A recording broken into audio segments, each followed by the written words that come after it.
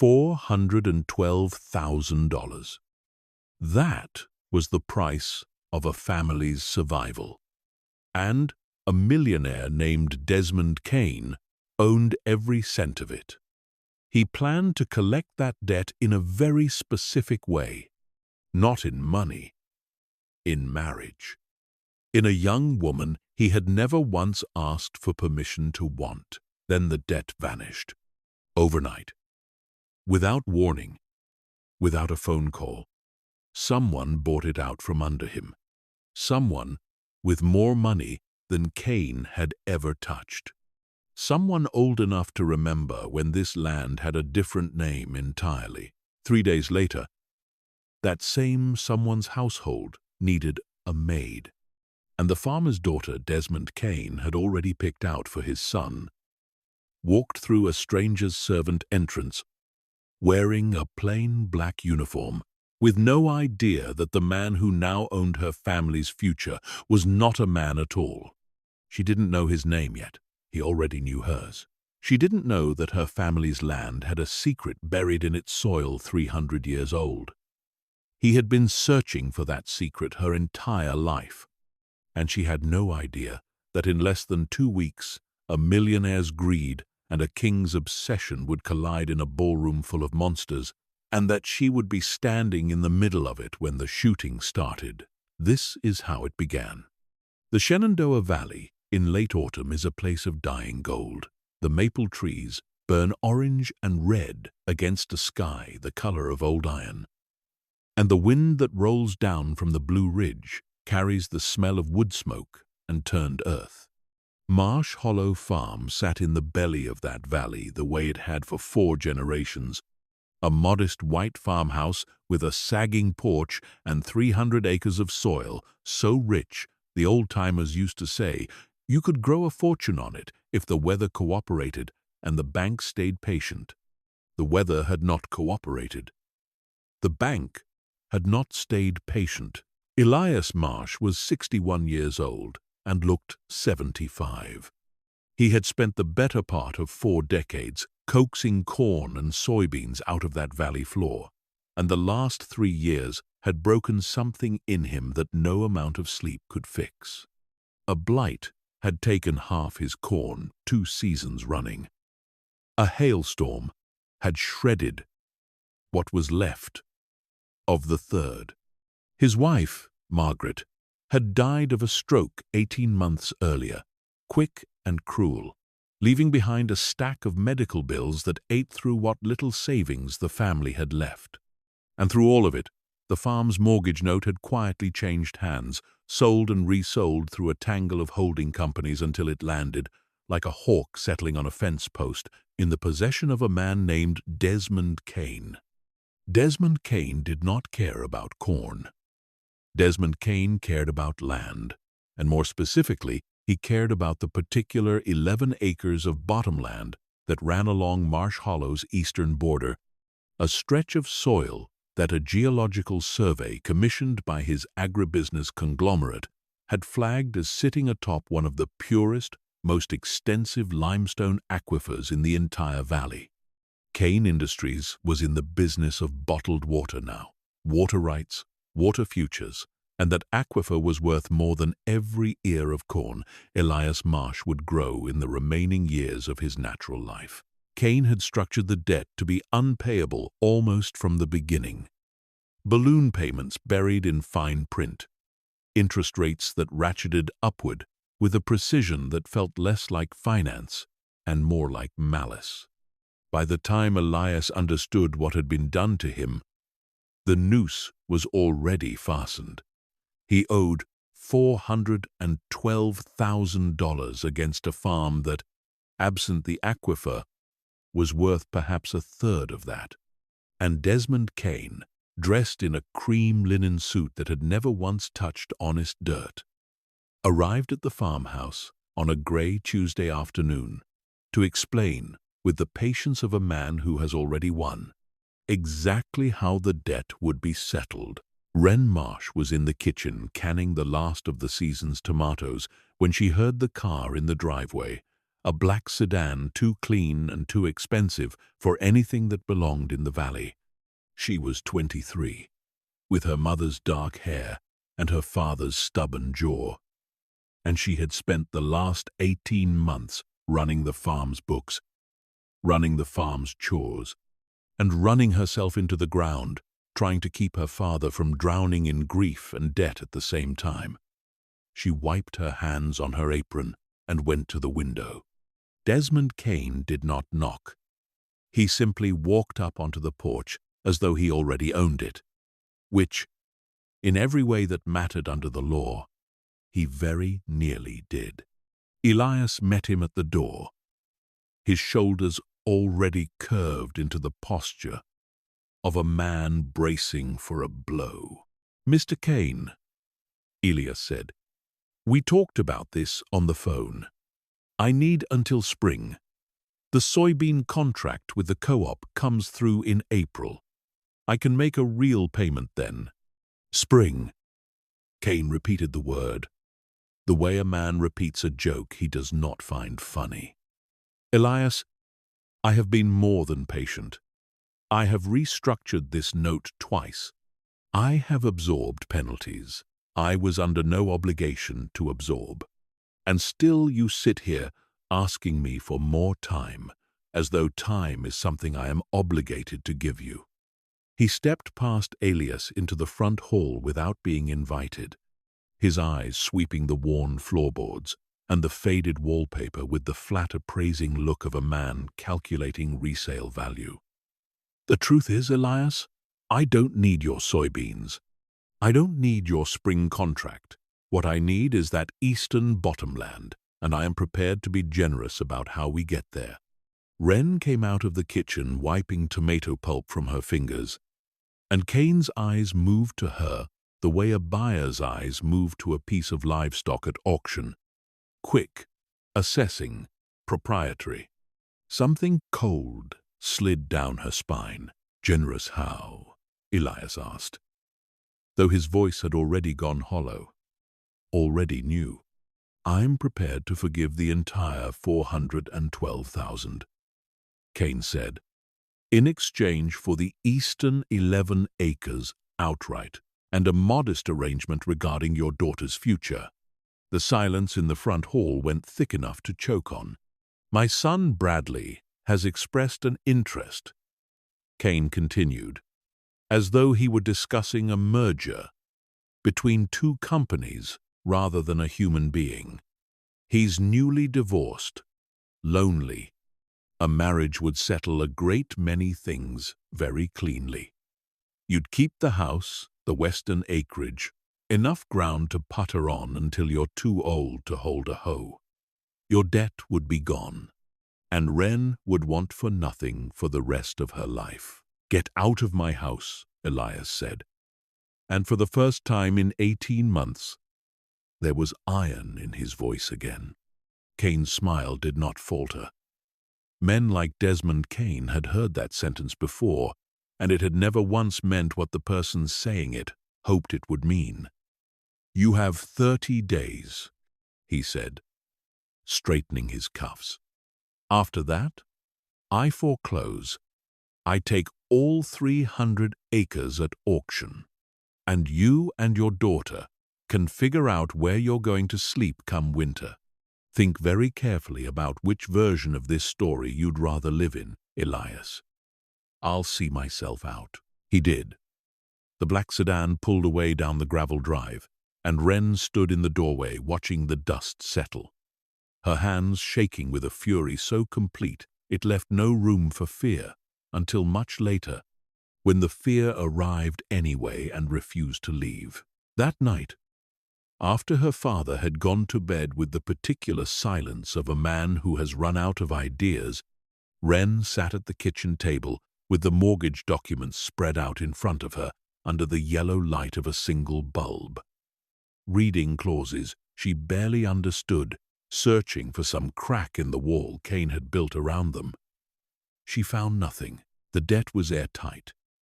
Kane Industries had structured it that way on purpose, the way a trapper sets a snare to hold No matter how the animal thrashes, she did not know that 400 miles away, in a glass tower on the Baltimore waterfront that bore no name on its lobby directory, a man who had not aged a single day since the Federalist era was reviewing a stack of acquisition reports, and that her father's name had just crossed his desk. Alexander Vail did not look like a king. He looked, to the handful of mortal executives who ever glimpsed him in person, like an unnervingly composed venture capitalist in his early 40s, dark-suited, dark-eyed, with a kind of stillness that made people in meetings forget what they had been about to say. Vail Holdings occupied 4 floors of the tower and controlled, through a labyrinth of subsidiaries that no journalist had ever fully untangled, an empire that touched shipping, private banking, rare manuscripts, and, quietly, without fanfare, land. Old land. Land with history in its soil. To the vampires of the eastern seaboard, Alexander Vail was something else entirely. He was the last surviving heir of a bloodline that predated the Republic itself, a sovereign whose word carried the weight of law across a shadow aristocracy that had learned, centuries ago, to hide its wars behind zoning disputes and hostile takeovers instead of swords. He was 311 years old. He had watched empires rise from muskets and fall to spreadsheets. And in all that time, he had found almost nothing that still surprised him. His analyst, a sharp, perpetually anxious young vampire named Priya Ose, who had been turned during the Vietnam War and had never quite lost her taste for coffee even though it did nothing for her anymore, slid a folder across his desk. "Sir, the Shenandoah parcel, Kane Industries, is about to foreclose on it." Alexander did not look up from the ledger he was reading. "I am not in the business of bottled water, Priya." "I know, sir. But you told me to flag anything that touched the old survey lines. This farm sits directly on the Ash Grove boundary marker, the original one, from 1691. That made him look up. The Ash Grove boundary marker was not a line on a modern map. It was a covenant stone, buried and largely forgotten, that had once demarcated the edge of a pact sealed between Alexander's grandsire and a mortal family 3 centuries dead. A pact written in blood and witnessed by no one living, granting a single mortal bloodline permanent, inviolable stewardship over that stretch of valley floor in exchange for a debt Alexander's own family had never fully repaid. He had spent the better part of 200 years searching, on and off, between wars and depressions, and the slow erosion of his own patience, for any surviving thread of that bloodline. He had assumed, more than once, that it had simply died out, swallowed by time, the way so many mortal lines eventually were. "Pull everything you have on the current owner," Alexander said quietly. "Every generation back as far as the county records go." It took Priya less than an hour. The Marsh family, 4 generations on that exact parcel, the property lines unchanged since before the county itself had been formally surveyed. A widowed farmer named Ilias, a daughter, Wren, 23, unmarried, currently listed as co-signatory on a mortgage note that Desmond Kane fully intended to use as a weapon. Alexander Vail had not felt genuine interest in a mortal matter in longer than he cared to admit. He felt it now, cold and precise, settling into his chest like the first frost of the season. "Buy the note," he said. "All of it. Whatever Kane wants for it. Pay double. And make certain he never learns who bought it or why." Desmond Kane, for all his ruthlessness, was a businessman before he was anything else. And businessmen understand one universal language. When a mysterious offer arrived through an intermediary 2 days later, proposing to purchase the entire Marsh mortgage note at 180% of face value, structured through an anonymous holding entity with wire transfer verification that made Kane's own accountants weep with relief, he did not hesitate for even the length of a phone call. He signed the transfer that same afternoon, congratulated himself on an unexpectedly profitable quarter, and never once wondered who would pay so extravagantly for a mortgage on a struggling corn farm in the middle of nowhere. He assumed it was some rival water rights speculator. He was wrong in every particular, and he would not learn how wrong for quite some time. Elias Marsh received the letter 3 days later. It arrived on heavy cream stationery, embossed with a crest he did not recognize, and it informed him, in the flat, courteous language of legal correspondence, that his mortgage note had been purchased by Vale Holdings, LLC, and that the new note holder wished to discuss a restructuring of terms. Restructuring. Elias read aloud at the kitchen table, his voice thin with suspicion. "That's what Kane called it, too, right before he tried to marry you off to his son." "Maybe it's a trick," Wren said, though something in her chest had gone strange and alert, the way it did when a storm was building on the far ridge, but hadn't broken yet. The letter requested a meeting. Not at the farm, at the noteholder's estate, an address in the Virginia countryside neither of them had ever heard of, on a date 1 week out. And attached to the letter, almost as an afterthought, was a second, smaller note, offering Wren a temporary position on the household staff of the estate for the duration of the negotiations, room and board provided. Wages generous enough to make her blink twice at the number, ostensibly to help the new owner's household prepare for an autumn gathering of some importance. "Absolutely not," Elias said immediately. "I don't like it. Strangers, big money, and now they want you living under their roof?" "No, Dad." Wren set the letter down carefully, smoothing the crease with her thumb, the way she did when she was thinking hard and didn't want her hands to shake while she did it. "If I'm there, I can watch. I can find out what they actually want before we sign anything. And if the wages are what they say they are, that's real money we could use no matter what happens with the note." She looked up at him, and beneath the practicality in her voice was something raw, something that had been building for 18 months. "I'm not letting anyone else decide what happens to us without a fight.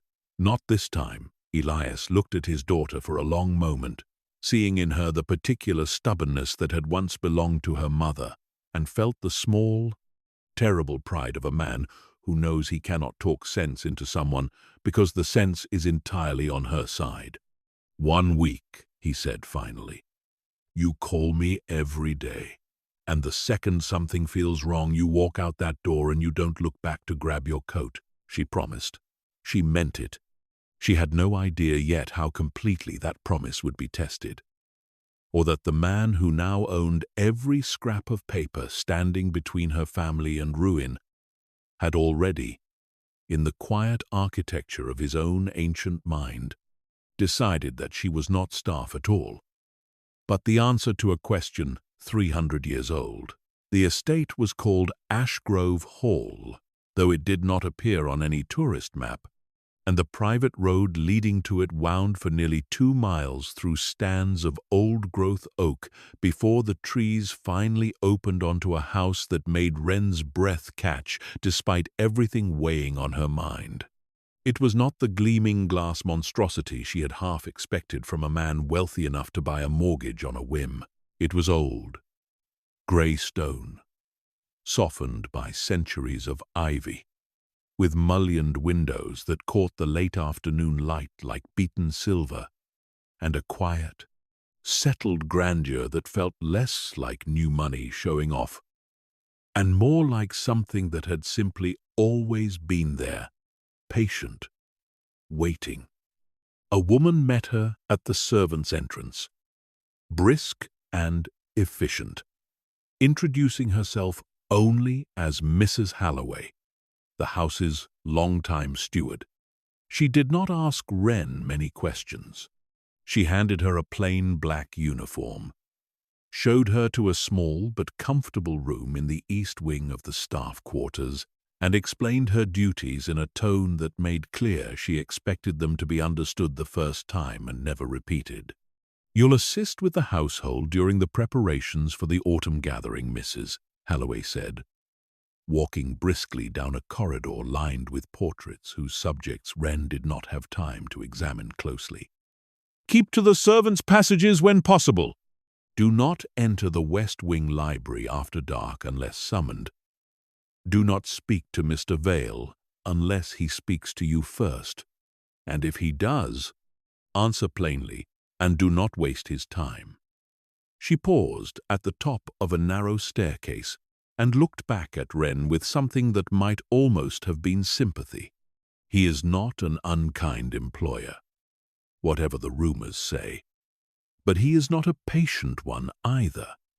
Best not to test which side of him you meet. The rumors, Wren would learn, were considerable, and none of the staff seemed willing to say precisely what they consisted of. Only that Mr. Vale kept unusual hours, that certain rooms in the house were always kept cold regardless of season, and that new employees were strongly advised not to ask too many questions during their first few weeks of employment. She filed the warnings away with the same careful attention she gave to weather forecasts before harvest. Useful information, handled without panic, watched closely for signs of trouble. She did not see Alexander Vale that first evening, or the second. She spent her days polishing silver that did not need polishing, arranging enormous displays of chrysanthemums and dahlias in the great hall, and listening to the other staff speak of their employer in hushed, careful tones that made her curiosity itch worse than any answer could have satisfied it. It was on the third evening, carrying an armload of fresh linens toward the West Wing guest quarters, that she took a wrong turn in the unfamiliar corridors and found herself, quite suddenly, standing in the doorway of the library. It was the most beautiful room she had ever seen. 2 full stories of books climbed the walls, reached by a wrought-iron spiral staircase, and a fire burned low and steady in a hearth large enough to roast an ox, throwing warm light across leather chairs and a massive oak desk covered in ledgers and maps. And seated behind that desk, dark head bent over a document, was a man Wren had not been told to expect. She should have backed out immediately. She would think, later, about how differently everything might have gone if she had simply backed out immediately.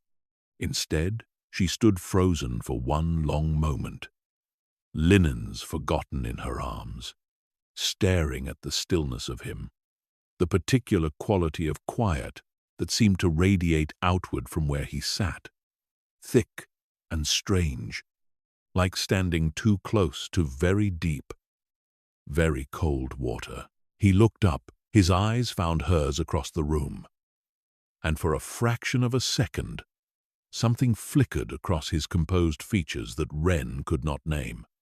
Something between recognition and disbelief, gone so quickly She would spend the following weeks convinced she had imagined it. "You've lost your way," Alexander Vale said. His voice was low, unhurried, and carried an odd cadence, formal in a way that didn't match his casual dark clothing, as though he had learned to speak English in a century that no longer existed and simply never fully updated the habit. "I'm sorry, sir." Wren found her voice, grateful it did not shake. "I was told the guest quarters were down this corridor. I must have turned wrong at the stairs." "You're new." It wasn't a question. The Marsh girl. Her stomach dropped. She had not been introduced to him by name, had assumed, in the general bustle of the household's preparations, that she was simply one more temporary hire among many. "Yes, sir, Wren Marsh." Something crossed his face again. That same flicker, quickly smoothed away. He set down the pen he had been holding and studied her for a long moment with an intensity that made the fine hairs on her arms rise. Not with fear exactly, but with the unmistakable sense of being seen, truly seen, in a way she had not been seen by anyone in a very long time. "Marsh Hollow Farm," he said.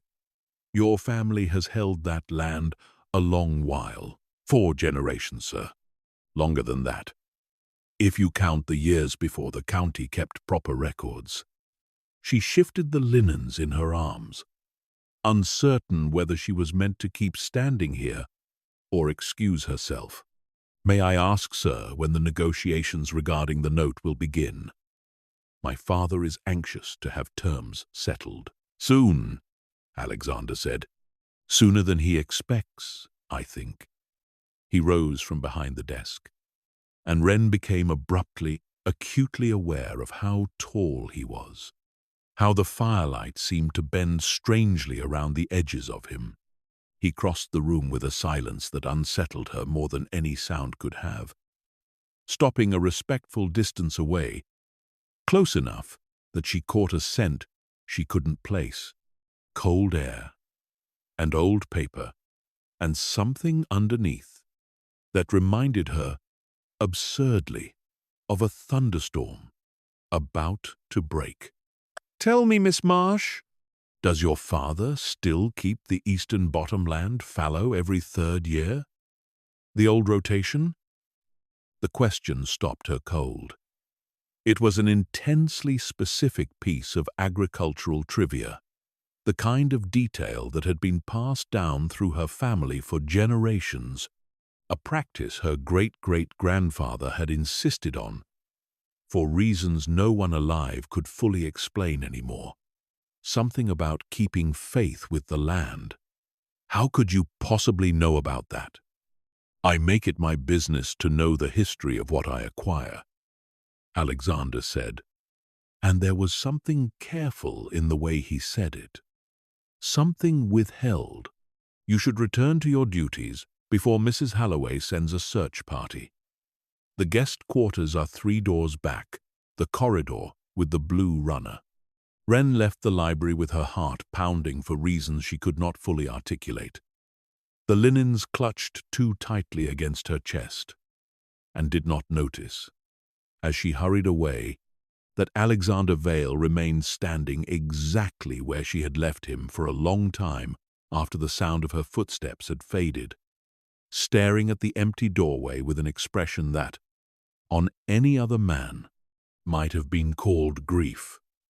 And on him, after 3 centuries of waiting, was something closer to disbelief that the waiting might finally, impossibly, be over. He had smelled it the moment she stepped into the room. Beneath the ordinary scent of a mortal woman, soap and hay, and the faint sweetness of chrysanthemum pollen still clinging to her sleeves, there had been something else, something old, something that matched, note for note, the description written in his grandsire's own hand in a ledger 300 years old. A resonance in the blood. the unmistakable signature of the Ashgrove Covenant, carried unknowingly for 12 generations by a mortal family who had long since forgotten what their ancestors had traded, and to whom and why. She was not merely the daughter of a farmer whose land happened to sit on an old boundary line. She was the last living heir of the bloodline his own family had bound themselves to 3 centuries ago, a debt of blood and protection that Alexander Vale had never repaid because he had never been able to find the one person left alive to repay it to. He sat back down at his desk, staring unseeing at the ledgers spread before him, and understood, with the particular clarity that comes to very old creatures very rarely, that everything about the coming weeks had just changed. Priya found him there an hour later, still motionless. The fire burned down to embers. "Sir, you asked me to bring the finalized transfer documents for the Marsh note." "Burn them," Alexander said quietly. Priya blinked. "Sir, burn the transfer documents and draft new ones. The note is forgiven, not restructured. Forgiven, in full, effective, immediately. And I want the deed to the Eastern Bottomland, returned to Elias Marsh, with no conditions attached whatsoever." He finally looked up, and his dark eyes held an intensity that made even his own analyst take an involuntary step backward. "And Priya, I want everything we have on the Ashgrove Covenant pulled from the archive vault tonight. Every page. May I ask what's changed, sir?" Alexander Vale looked toward the library door, toward the corridor, down which a girl who did not yet know what she was had just walked, carrying an armload of linens and 300 years of unfinished history, without the slightest idea of the weight in her arms. "Everything," he said. The days that followed unfolded with a strange, dreamlike quality that Wren found herself unable to properly name, even as she wrote careful, deliberately vague updates to her father each evening. She was not summoned to the library again. Not directly, but she found herself assigned, with increasing frequency, to duties that placed her in Alexander Vale's orbit. Tea brought to his study in the evenings. Correspondence delivered by hand rather than left with Mrs. Halloway. A standing instruction quietly relayed through the household staff that Miss Marsh was to be the one who tended the greenhouse orchids, a task previously handled by 3 different gardeners, none of whom, Wren gathered, had ever been invited to do so personally by the master of the house. She told herself it meant nothing. She told herself the same thing on the 4th evening when she found Alexander waiting for her in the greenhouse itself, standing among the orchids in the blue dusk light with his hands clasped behind his back, watching the door as though he had been standing there for some time. "You don't have to check on my work, sir," she said, setting down her watering can with more composure than she felt. "I promise the orchids are thriving. I can see that." His gaze didn't leave her face. "You have a gift with growing things. It runs in the blood, I think. My father always said the same. Said it skipped him and landed on me instead." She busied her hands with a pair of pruning shears, needing something to do with them under the weight of his attention. "Sir, if you don't mind my asking, why does it matter so much to you, the Eastern Bottomland, the old rotation, all of it? Mr. Kane wanted it for the water underneath. What do you want it for?" Alexander was quiet for a long moment, long enough that Wren looked up from the orchids to find him watching her with an expression she couldn't read. Something old and careful, and underneath it, something that looked almost like fear. an emotion she would not have guessed a man like him was capable of feeling. "There are debts older than money, Miss Marsh," he said finally. "Some of them take a very long time to come due. I am only now beginning to understand how long." She wanted to ask what he meant. She could see, in the tightness around his eyes, that he wanted to tell her, and that something was stopping him. Some old caution wound so deep into his bearing that it had become instinct rather than choice. Instead, she simply asked, "Is my father's debt truly forgiven? The staff have been saying so, but I didn't want to believe it until I heard it from you." "It is forgiven," Alexander said, "in full. The deed to the eastern acreage has already been filed in his name, free and clear. Kane Industries has no further claim to any part of Marsh Hollow Farm." He watched her face carefully as he said it, watched the disbelief crack slowly into something raw and overwhelmed, watched her set down the shears because her hands had begun to shake too badly to hold them. "Why?" Wren whispered. "Why would you do that? You don't know us. You don't owe us anything." "That," Alexander said quietly, "is exactly what I am trying to determine is untrue." He did not explain further that night. And Wren, dizzy with relief and confusion in equal measure, did not press him. She called her father from the small telephone in the staff quarters and listened to Elias weep on the other end of the line. Silent, disbelieving sobs that told her everything about 18 months of terror finally breaking loose all at once.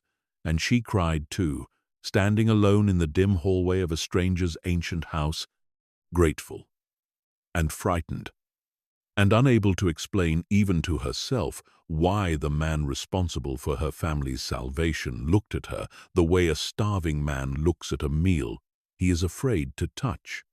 She did not yet know that Ashgrove Hall would not stay quiet for long.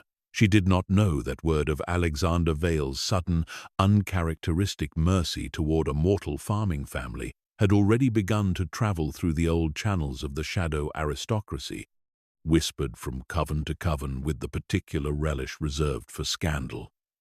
And she did not know that among those listening with cold, calculating interest was a woman named Lady Cordelia Ashgrove, the last surviving noble of the very bloodline whose ancient covenant Alexander was now scrambling to honor, a woman who had spent the better part of a century positioning herself to become his queen, and who would not surrender that ambition quietly to a farmer's daughter in a borrowed black uniform. The autumn gathering was still a week away. Cordelia Ashgrove was already on her way. Wren did not sleep well that night, though it had nothing to do with fear. She lay in the narrow bed in the staff quarters, staring at the ceiling, replaying the greenhouse conversation over and over, turning it like a stone in her palm, looking for the crack that would explain it. Debts older than money.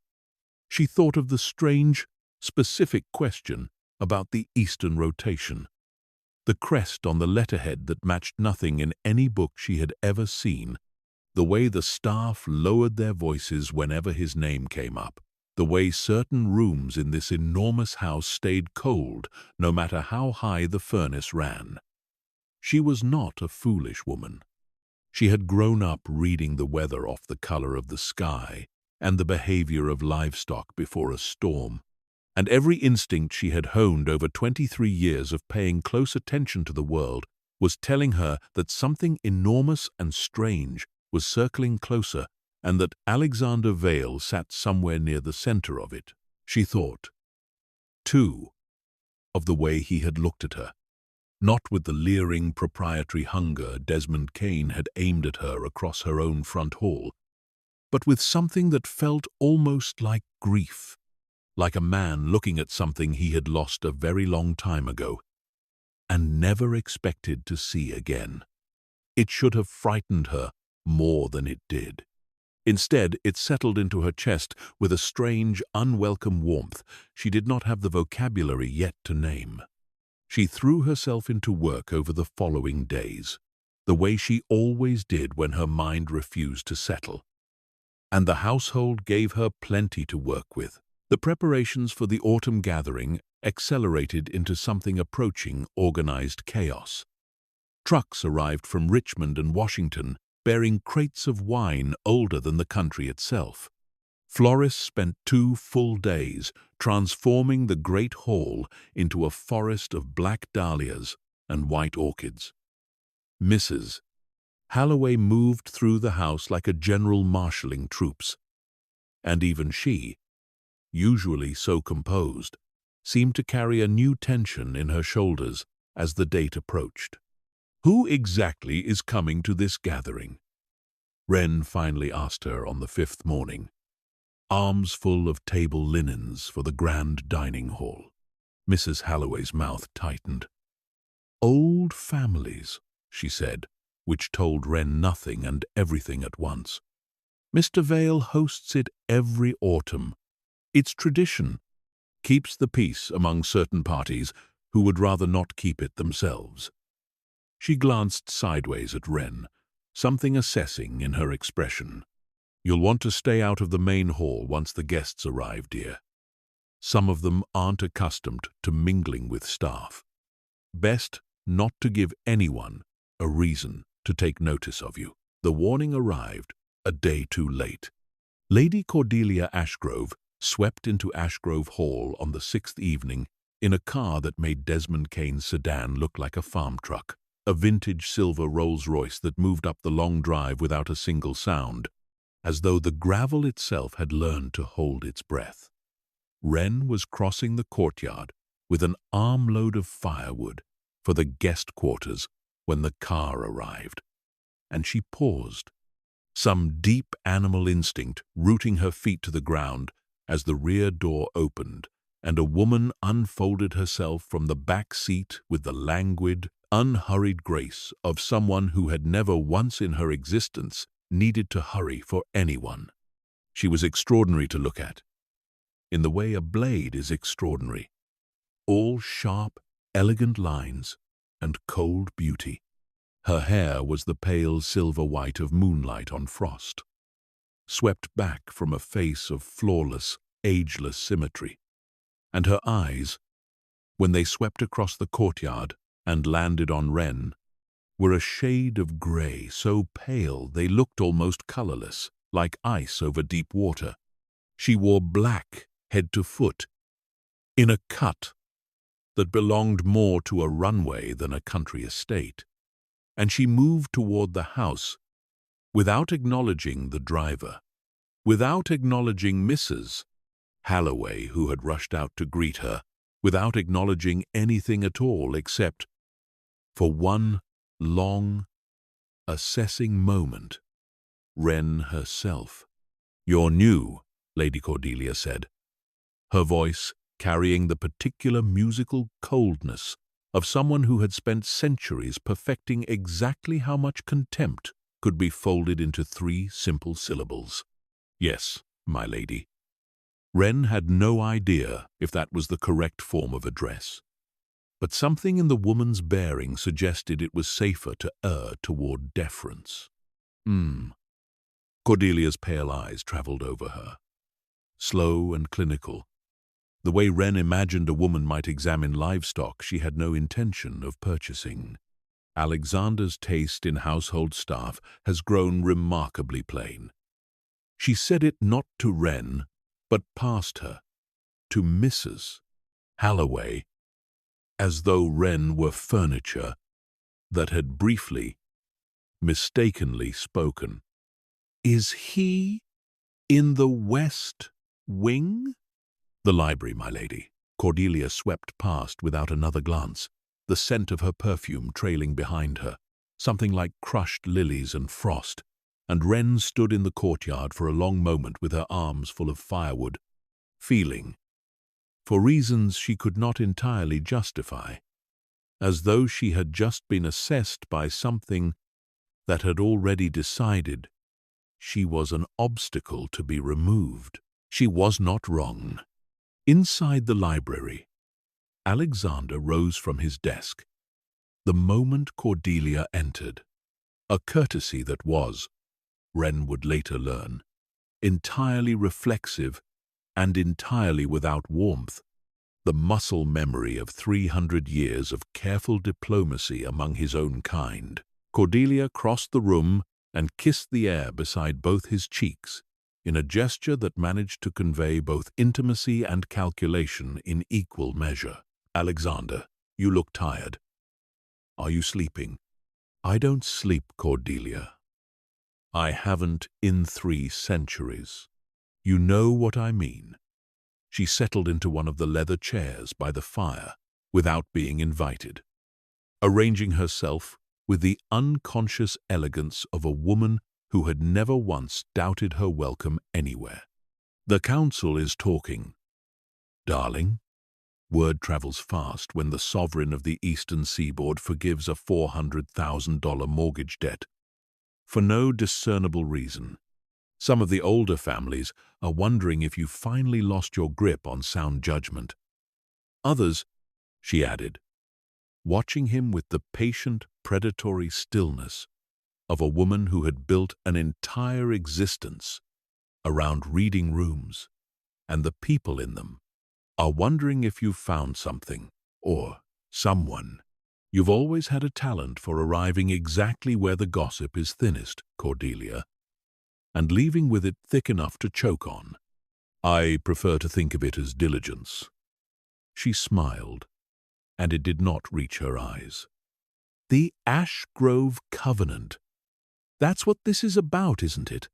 I recognized the name on the property, records the moment I heard. Marsh Hollow Farm. Bottomland, along the old boundary stone. Her smile sharpened. You found her. The heir. After 300 years of looking, you actually found her. Alexander said nothing, which was answer enough. And she's scrubbing your silver and arranging your flowers. Cordelia laughed, a low, delighted sound, with a blade hidden somewhere inside it.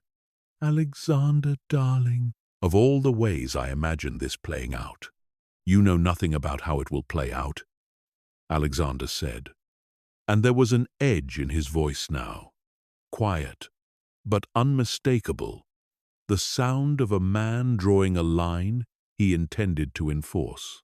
The covenant is a debt of protection, nothing more. It does not concern you, doesn't it? Cordelia rose from the chair, unhurried, and crossed to stand before him, close enough that, in another century, between another man and woman, the gesture might have read as intimate. Between the two of them, it read instead as a challenge issued and accepted in the same breath. I have spent 80 years positioning myself to stand beside you, Alexander.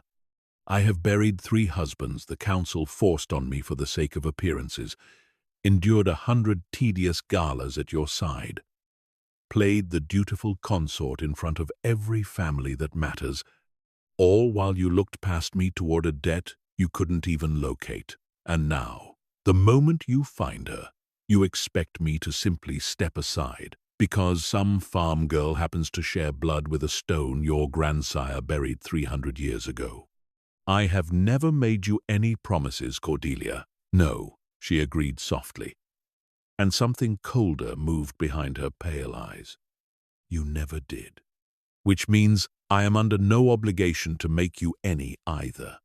She stepped back, smoothing the front of her dress with an unhurried hand, her composure restored so completely it was as though the last 30 seconds had never happened. The gathering is in 6 days. I intend to enjoy it thoroughly. I do hope your little maid knows how to stay out of a queen's way. She swept toward the door, then paused, glancing back over her shoulder with a smile that did not touch the ice in her eyes. Because I promise you, Alexander, I am not stepping off this board simply because you've decided to move a new piece onto it. She left, the fire in the hearth guttered. as though even the flames had felt the temperature of the room drop. And Alexander Vale stood alone in his library for a long time afterward, understanding with grim clarity that the gathering he had hosted every autumn for the better part of a century was about to become something far more dangerous than tradition. Wren felt the shift in the household almost immediately, though no one explained why. Mrs. Halloway grew sharper, more clipped in her instructions. The other staff exchanged glances whenever Lady Cordelia's name came up. Glances that carried warnings none of them seemed willing to put into words. And Alexander himself, when their paths crossed over the following days, seemed distracted in a way she hadn't seen before. His attention pulled taut between whatever business consumed his evenings and something else entirely, something that made his dark eyes linger on her a beat too long whenever she was near. She found him on the terrace on the 8th evening, 3 days before the gathering, standing at the stone balustrade, looking out over grounds silvered by a rising moon.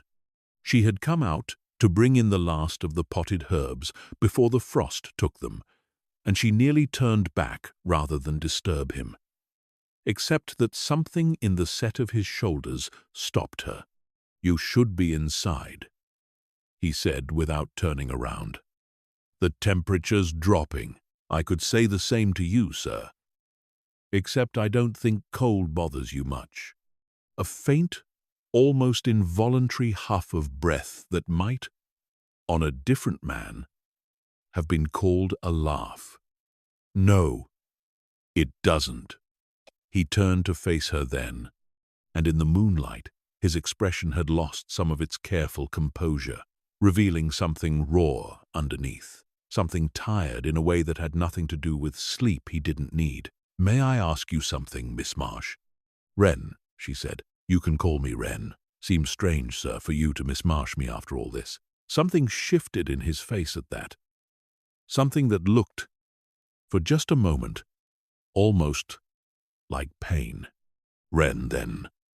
He said her name carefully, like he was testing the weight of it, the way a man tests ice before he trusts it to hold him.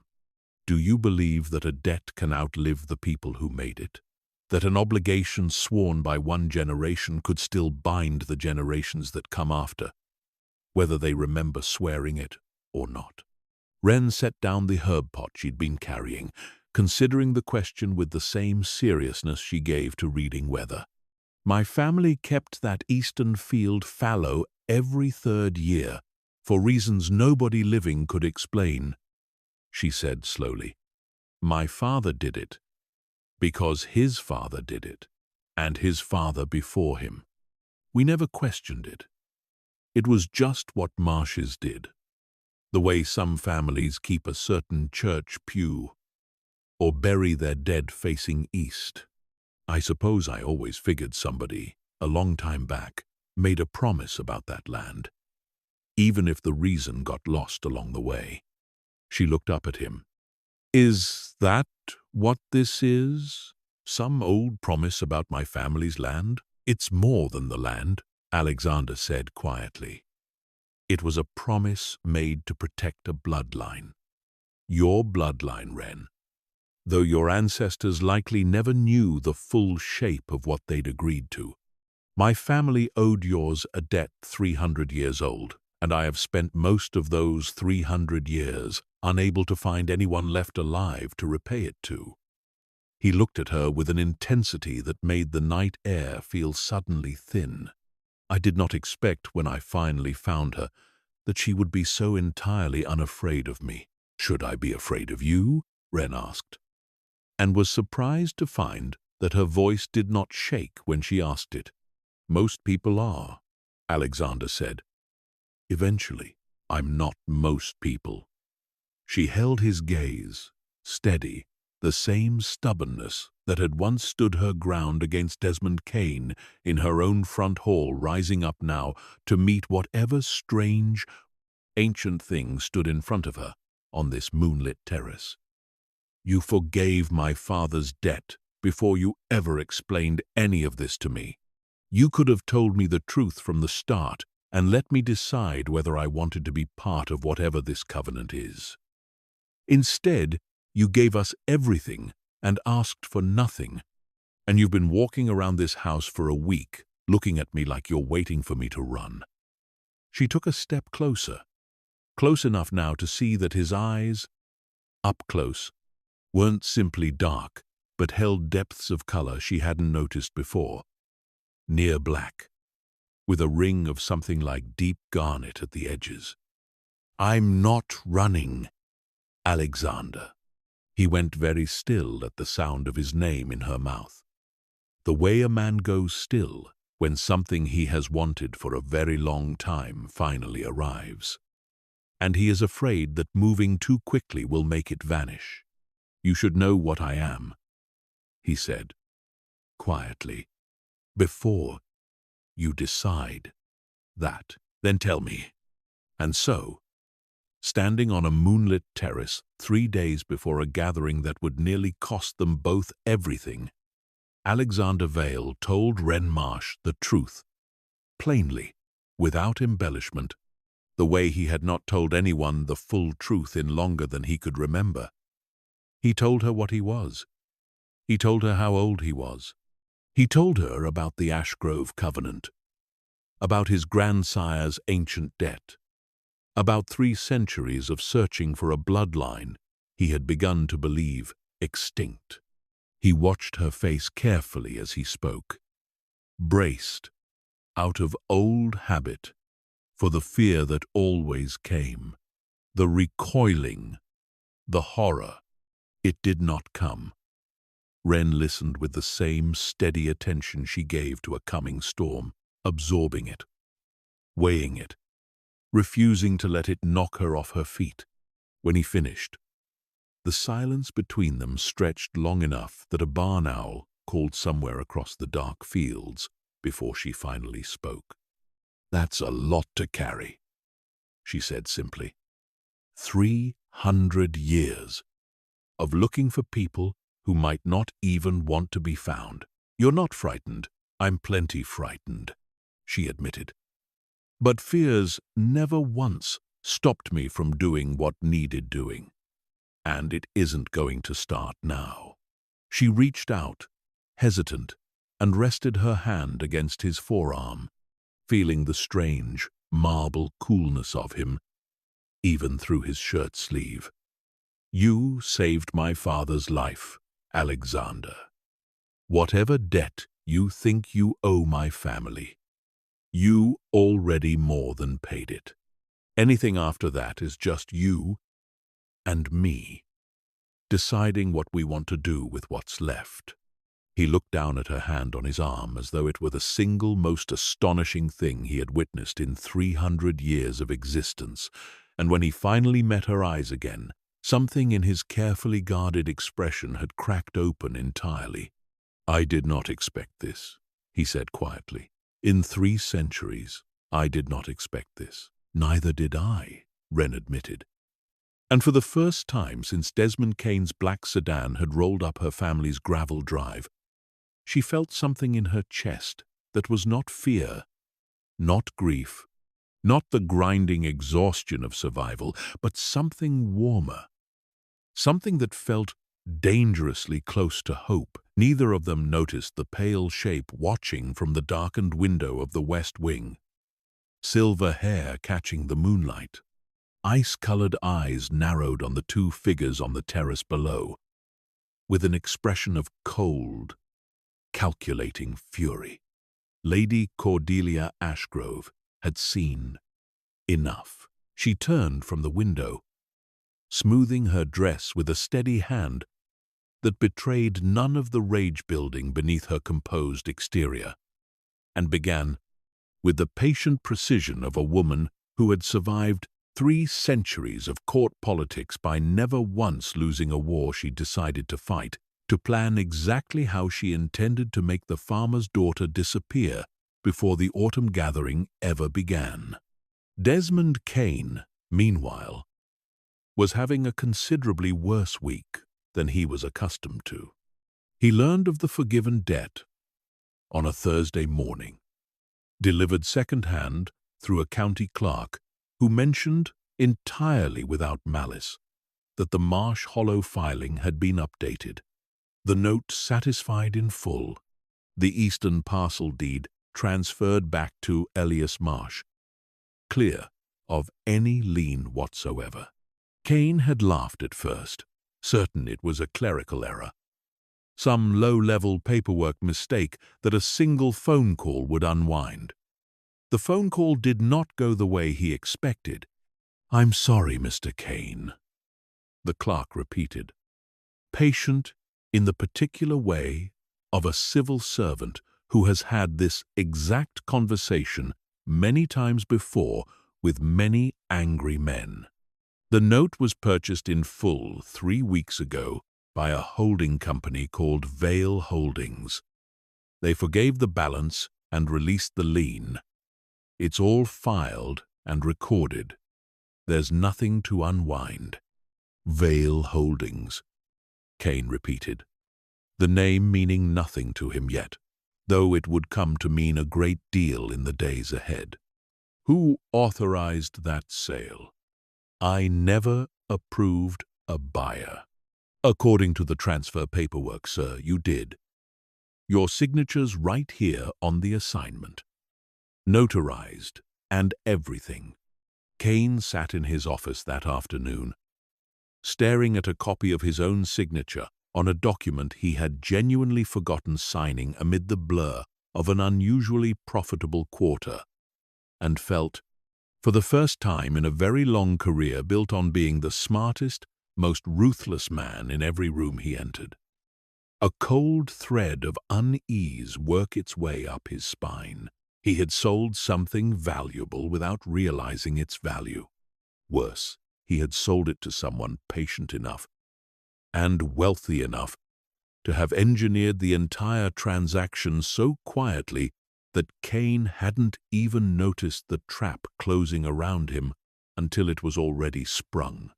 He drove out to Marsh Hollow Farm that same evening, arriving unannounced the way he had the first time.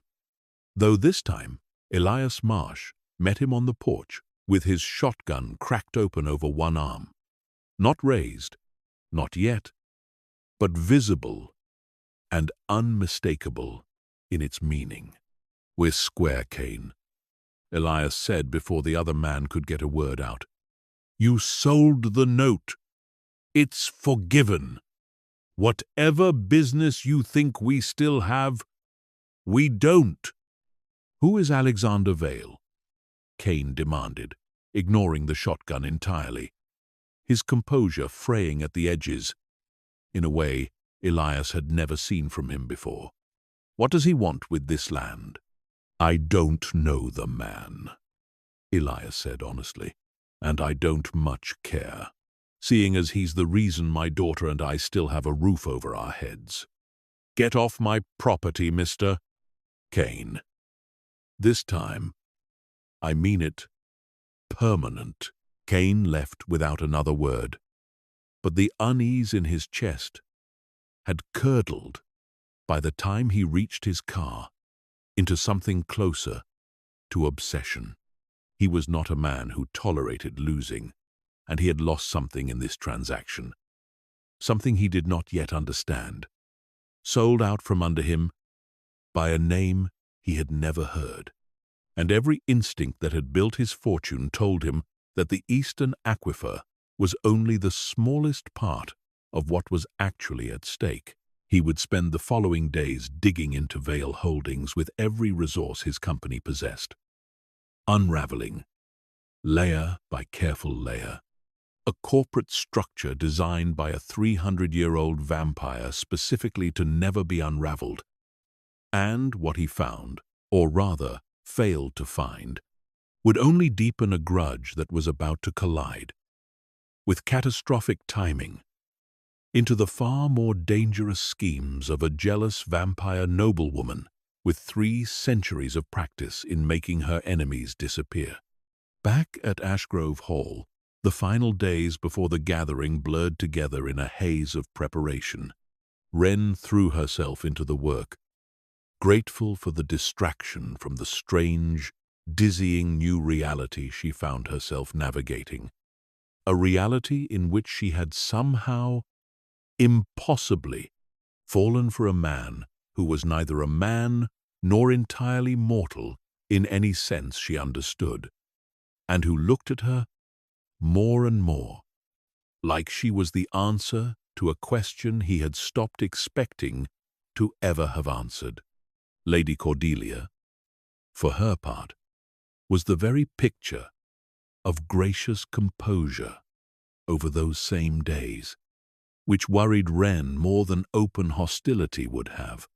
She encountered the noblewoman only twice more before the gathering, once in a corridor, where Cordelia offered a thin, assessing smile and a comment about how refreshing it was to see Alexander taking an interest in his household staff, and once in the kitchens, where Cordelia appeared without warning, trailing her fingers along the edge of a silver serving tray Wren had just polished, and remarked almost idly that it must be difficult, coming from nothing, to suddenly find oneself standing so close to something so far above one's station.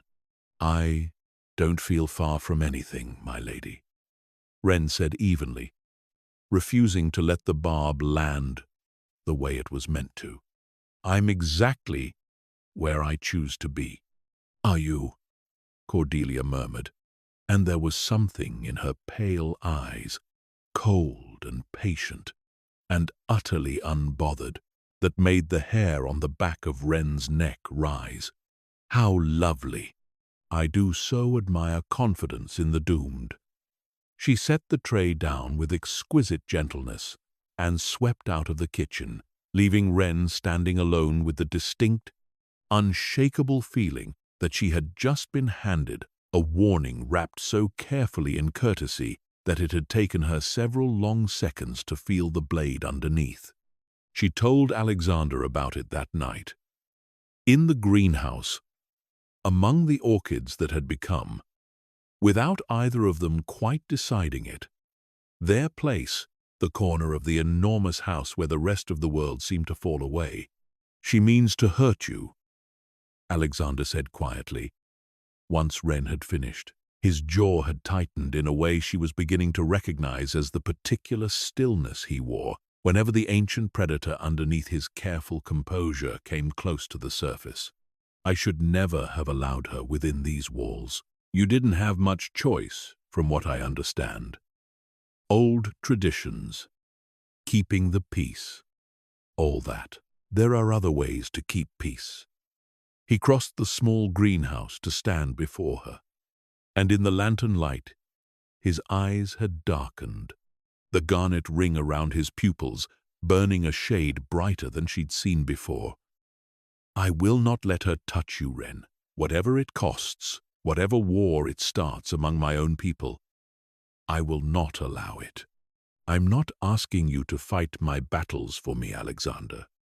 She reached up, resting her palm against the cool marble line of his jaw, an act of tenderness that had become, in the space of a single week, entirely instinctive. "I've spent my whole life fighting my own. I'll fight this one too, standing right beside you, not hiding behind you." He turned his face into her palm, closing his eyes for one long moment, and when he opened them again, the garnet had receded back into simple, human-looking darkness, though the intensity underneath had not gone anywhere at all. "The gathering is in 2 days," he said. "Cordelia will not act openly. She never has. She is patient and cruel, and she will look for the moment I am least able to protect you." He took Wren's hand in both of his, cold and careful, and pressed his lips against her knuckles in a gesture that belonged to a century neither of them had been born into. Stay close to me during the gathering. Do not wander the halls alone, not even for a moment. Promise me." "I promise," Wren said, and meant it, though she had no way of knowing yet just how thoroughly that promise would be tested, or that somewhere in the dark countryside beyond the estate's iron gates, two very different threats, one born of old blood and older grudges, the other of modern greed and wounded pride, were already beginning, independently, and then, disastrously, together to close in on Ashgrove Hall. The night of the gathering arrived cold and clear, the kind of sharp autumn night that made the stars over the Blue Ridge burn unusually bright. And Wren stood at the window of her small room in the staff quarters, watching the first of the black cars begin winding up the long drive, and felt, for the first time since Desmond Kane's sedan had first appeared in her family's driveway all those weeks ago, the unmistakable, prickling certainty that whatever happened next would change everything. She was right. Mrs. Halloway found her 20 minutes later, straightening the collar of her uniform with brisk, efficient hands and clicking her tongue at a smudge of greenhouse soil still clinging to Wren's sleeve. "No time for that now, girl. Mr. Vale wants you in the main hall tonight, not the kitchens. He's asked specifically that you assist with the receiving line." She paused, studying Wren's face with an expression that had softened considerably over the past 2 weeks, something almost maternal creeping in beneath the usual crisp formality. "I don't know what's happening between you and the master of this house, and it isn't my place to ask. But I've served this family a long time, longer than you'd guess to look at me, and I haven't seen him stand the way he's been standing lately. Like a man who's finally set something heavy down. Whatever's coming tonight, you hold your ground. He needs someone who will." "I intend to," Wren said, and found, to her own quiet surprise, that she believed it completely. Down in the main hall, the first guests were already arriving in a slow, glittering procession of black cars and colder company. Ancient families dressed in fabrics too fine for any modern tailor, their laughter pitched low and musical. Their eyes, when they caught the light of the chandeliers, flashing with the particular unnatural brightness Wren had first glimpsed in Lady Cordelia's gaze. Alexander stood at the center of it all, composed and regal in a way that made the borrowed elegance of the room seem to orbit around him rather than the other way around. And when his eyes found Wren crossing the hall toward him, something in his carefully guarded expression eased. Just slightly, just enough for her to see. "Stay close," he murmured, low enough that only she could hear, as she took her place at his side. "Whatever happens tonight, stay close." Across the room, half hidden in the crowd near the towering Black Dahlia arrangements, Lady Cordelia Ashgrove watched the two of them together with an expression of perfect, practiced serenity, giving no hint whatsoever of the storm she had spent the last 2 days assembling, piece by careful piece, or of the message that had already been sent, quietly, through channels no one in that glittering room would have suspected, to a furious mortal businessman named Desmond Kane, who was, at that very moment, less than an hour's drive away, reading it with trembling, vindicated hands. Desmond Kane read the message twice before he understood it, and a third time before he believed it. It had arrived through no channel he could trace, slipped beneath the door of his study by hands he never saw, on paper that smelled faintly of crushed lilies and frost. It did not identify its sender by name, only by intention.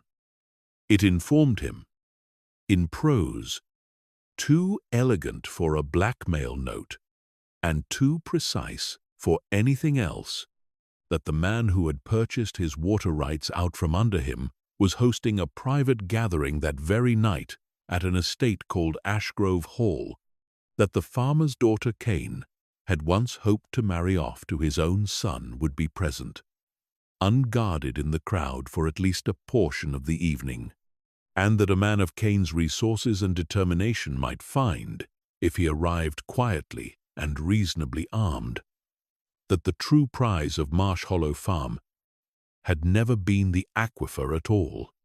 Cain did not know who had sent it. He did not particularly care. He had spent the better part of 2 weeks unraveling shell companies and hitting dead end after dead end, trying to identify Alexander Vale, growing more convinced with each failed inquiry that something deeply wrong sat at the center of the transaction that had stripped him of his most valuable asset.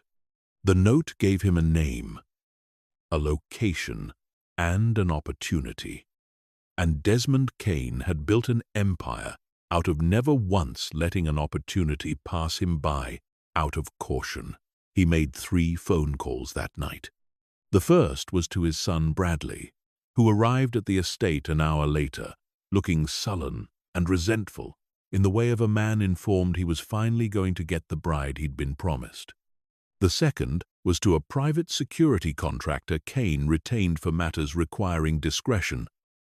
4 men, all former military, all comfortable with the particular kind of quiet violence that never made it into a police report. The third call was the one that would matter most, though Cain did not yet understand why, placed to a hunting supply company that specialized, quietly and at considerable expense, in ammunition designed for clients who believed, or claimed to believe, in things that went bump in the night. Cain had never put much stock in that particular product line before tonight. Tonight, staring at a note that smelled of lilies and frost, and promised him something far stranger than an aquifer, he ordered every case they had in stock. By the time the black cars began arriving at Ashgrove Hall in earnest, Desmond Cain's convoy was already moving through the dark Virginia countryside behind them, close enough to see the estate's gates by the time the first course was served, patient enough to wait in the tree line at the edge of the property until the moment, whenever it arrived, that would let him take back everything he believed had been stolen from him. Inside, the gathering unfolded with a glittering, dangerous elegance that made Wren's pulse hammer steadily beneath her composed exterior. She stood at Alexander's side through the receiving line, greeting a procession of ancient, immaculately dressed guests, whose eyes lingered on her a beat too long, whose voices, pitched low and musical, carried undertones she couldn't quite pass, but understood, on some primal level, to be assessment, calculation, the particular attention predators pay to something new in their territory. The Sinclairs of the Northern Coven, Alexander murmured as an icy blonde woman swept past with a curt nod.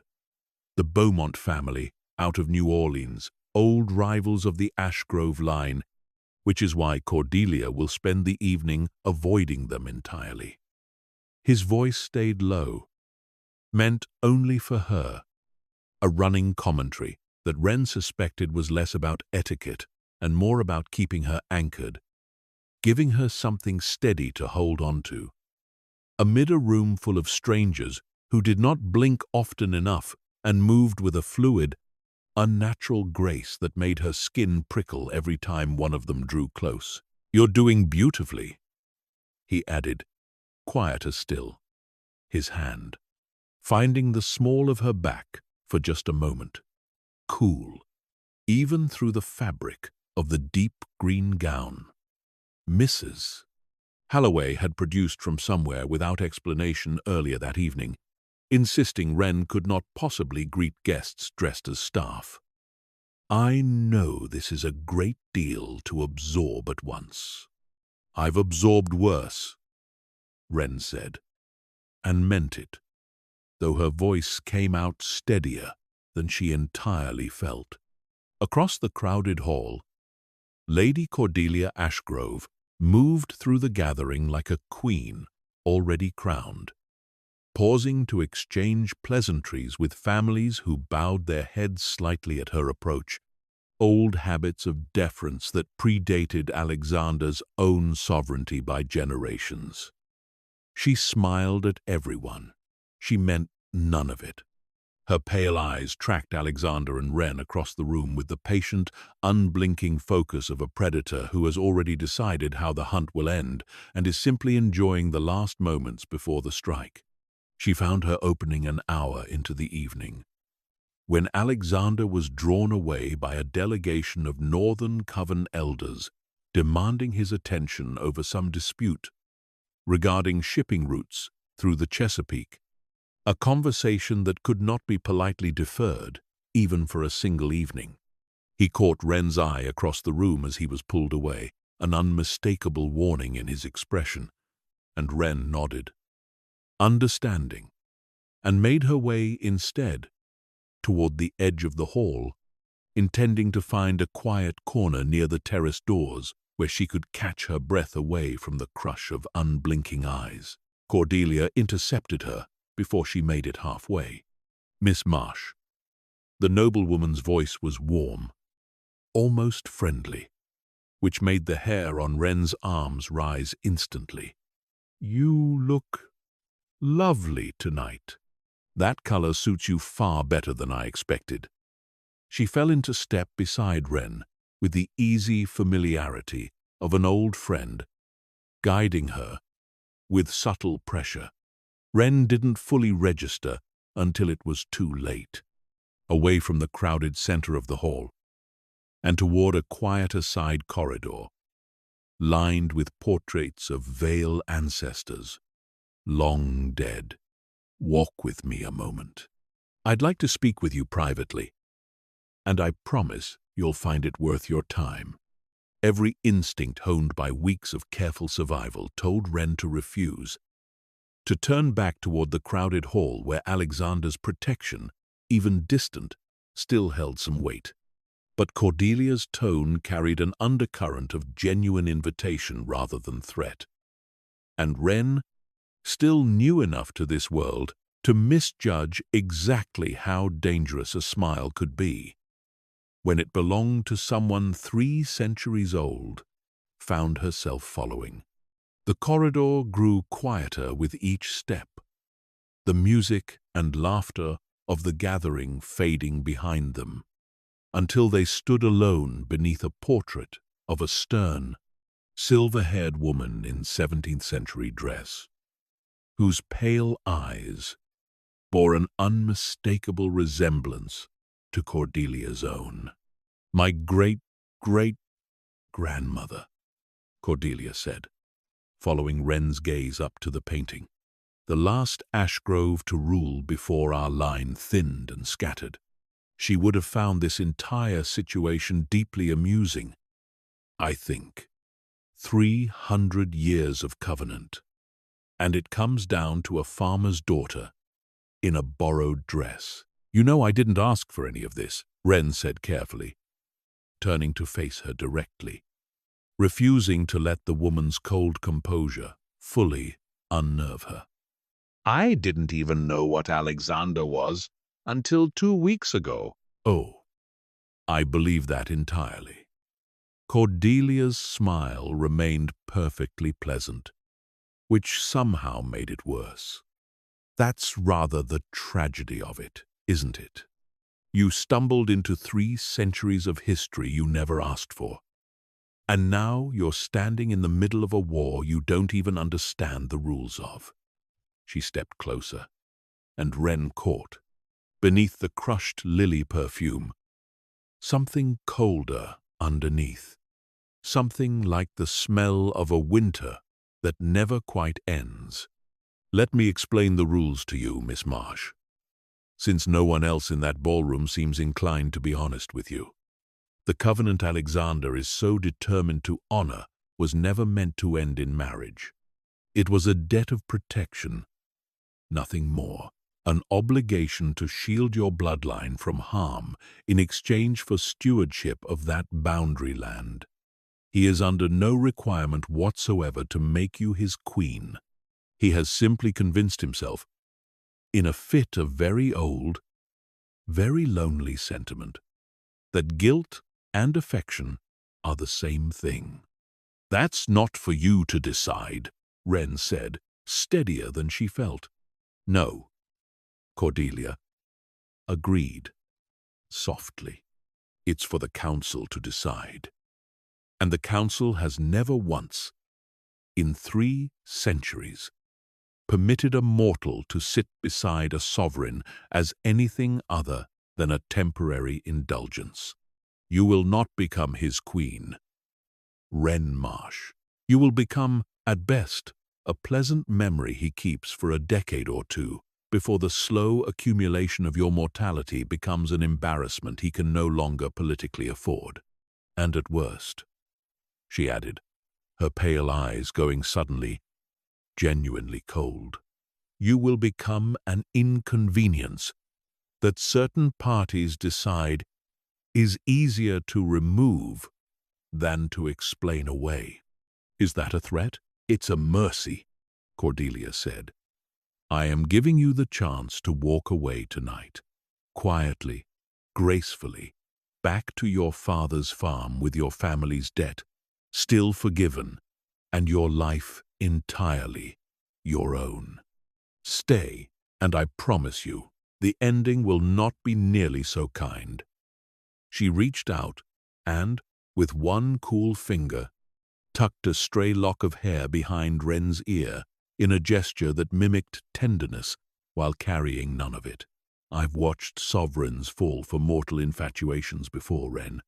I've watched every single one of them end the same way. I would very much rather you leave on your own than force me to arrange something less pleasant. Wren stepped back, out of the woman's reach, her heart hammering but her voice, when it came, admirably level. I appreciate the honesty, my lady, even if I don't appreciate the delivery. But I've spent my whole life being told what I couldn't have and what I wasn't allowed to want, first by a bank, then by a man who thought he could buy my future out from under my father, and I didn't let either of them decide my life for me. I'm not about to start taking direction from you either. Something flickered across Cordelia's composed features, surprise quickly buried beneath renewed contempt. How very brave, she said softly. How very, very foolish. She turned to go, then paused, glancing back with an expression that had gone entirely cold, entirely done with pretense. You should know, before this evening ends, that I did not come here tonight planning to ask nicely twice.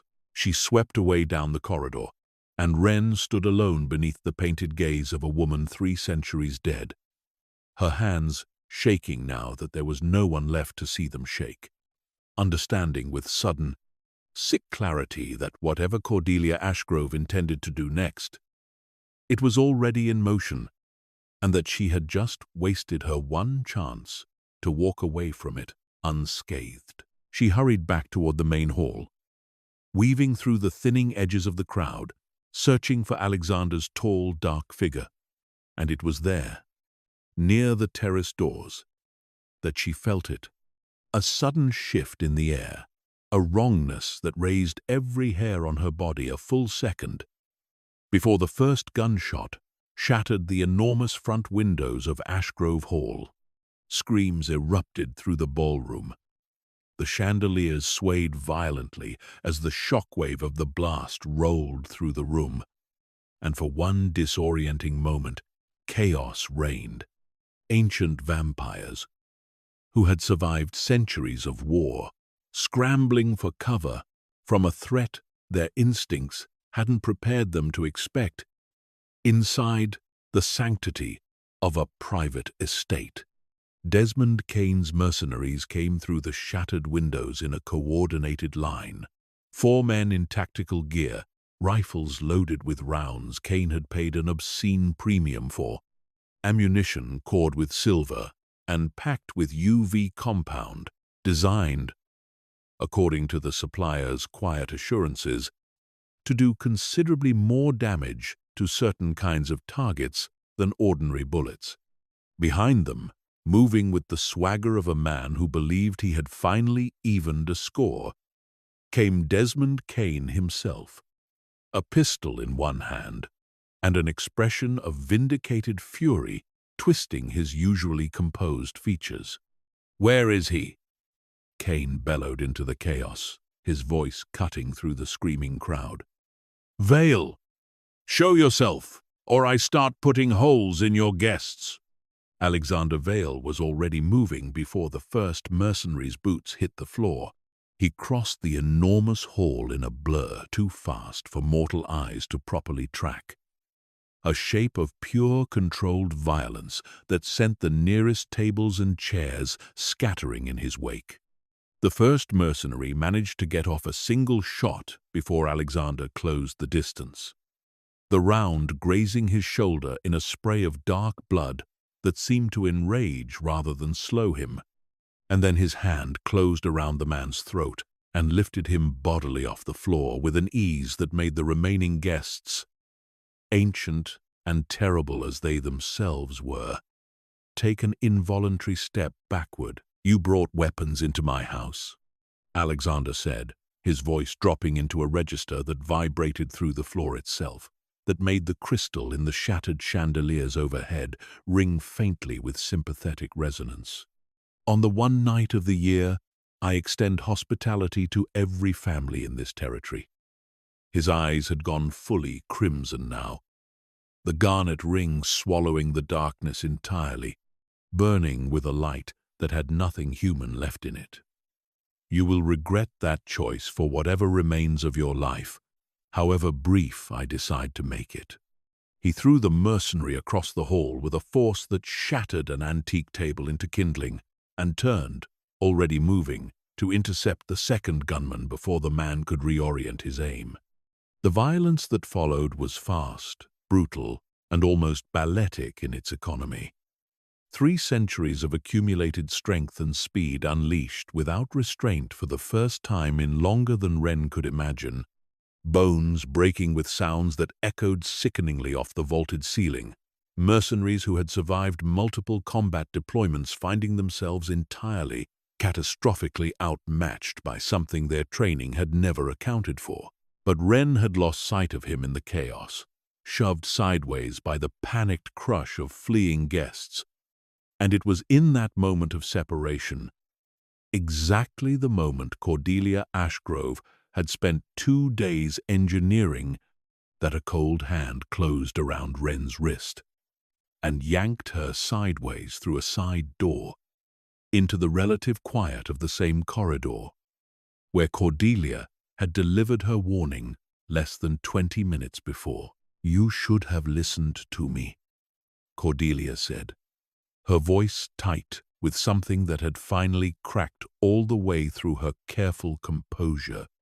Fury and desperation tangled together in equal measure. "I gave you the chance to leave gracefully. Now we do this the difficult way." Her grip on Wren's wrist tightened, cold fingers biting into flesh hard enough to bruise, and Wren gasped, twisting against the hold with everything her farm-hardened strength could offer, which was, against a vampire nearly 300 years old, laughably insufficient. "Let go of me," Wren managed, fear finally breaking through the adrenaline that had carried her this far. "I intend to," Cordelia said, dragging her deeper down the corridor, away from the chaos and the gunfire and any chance of rescue, just not the way you're imagining. Desmond Kane's little raid is going to provide the perfect cover for what happens to you tonight, Miss Marsh. A tragic casualty, of an armed home invasion. No one will ever think to look twice. Her fangs had descended fully now, gleaming white in the dim corridor light, and her pale eyes had taken on a hungry, predatory gleam that stripped away every last trace of the polished noblewoman Wren had first met on the courtyard steps.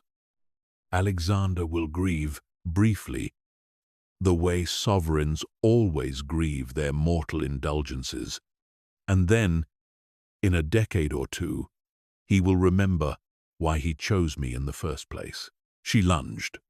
Wren threw herself backward on pure instinct, the movement clumsy and desperate, and Cordelia's fangs found only the fabric of her sleeve instead of flesh, tearing it away in a spray of silk. It bought Wren perhaps half a second, no more, and she used it to scream Alexander's name at the absolute top of her lungs, a sound raw with terror that tore through even the chaos still echoing from the main hall. He heard her. 300 years of honed instinct, of a bond, 3 centuries, in the forging, finally, catastrophically activated, cut through every other sound in the building, and Alexander Vale abandoned the mercenary he had been methodically dismantling mid-strike, turning toward the sound of Wren's voice with an expression that had gone, in an instant, past fury into something far older and far more dangerous. He reached the corridor in a heartbeat, moving faster than Wren's eyes could track, and the collision that followed shook the entire wing of the house.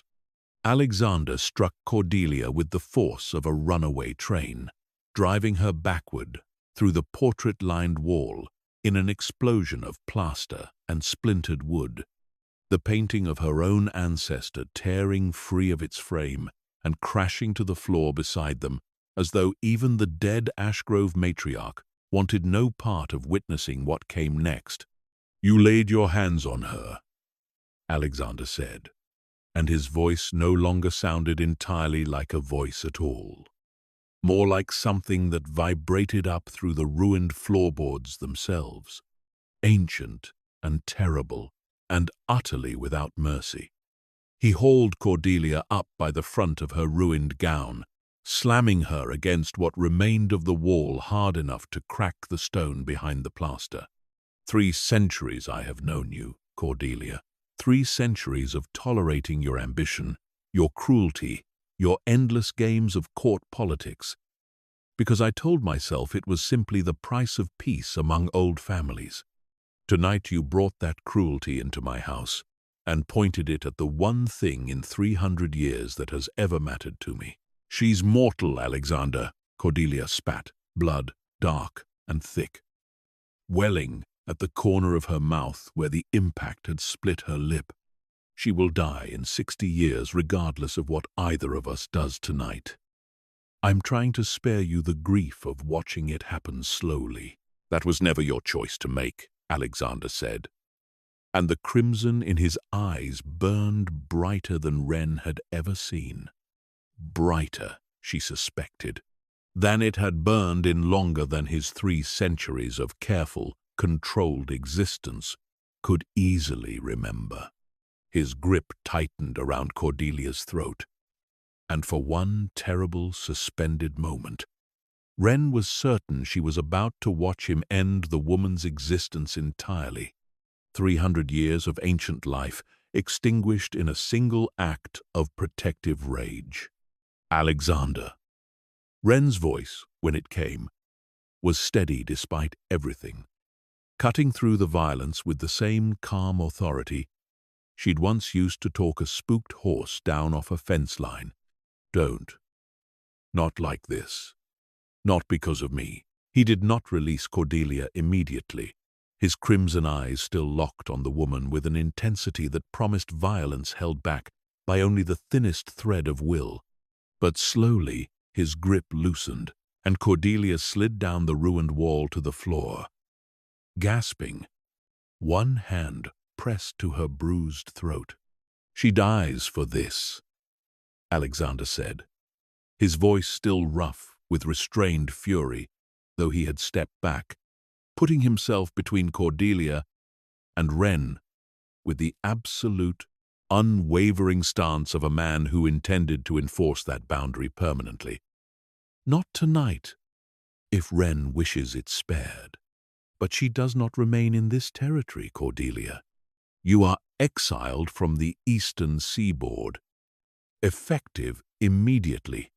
And if you ever set foot within 100 miles of this estate again, or ever again raise a hand toward anyone under my protection, I will finish what I very nearly started tonight, and I will do it without a single moment of hesitation.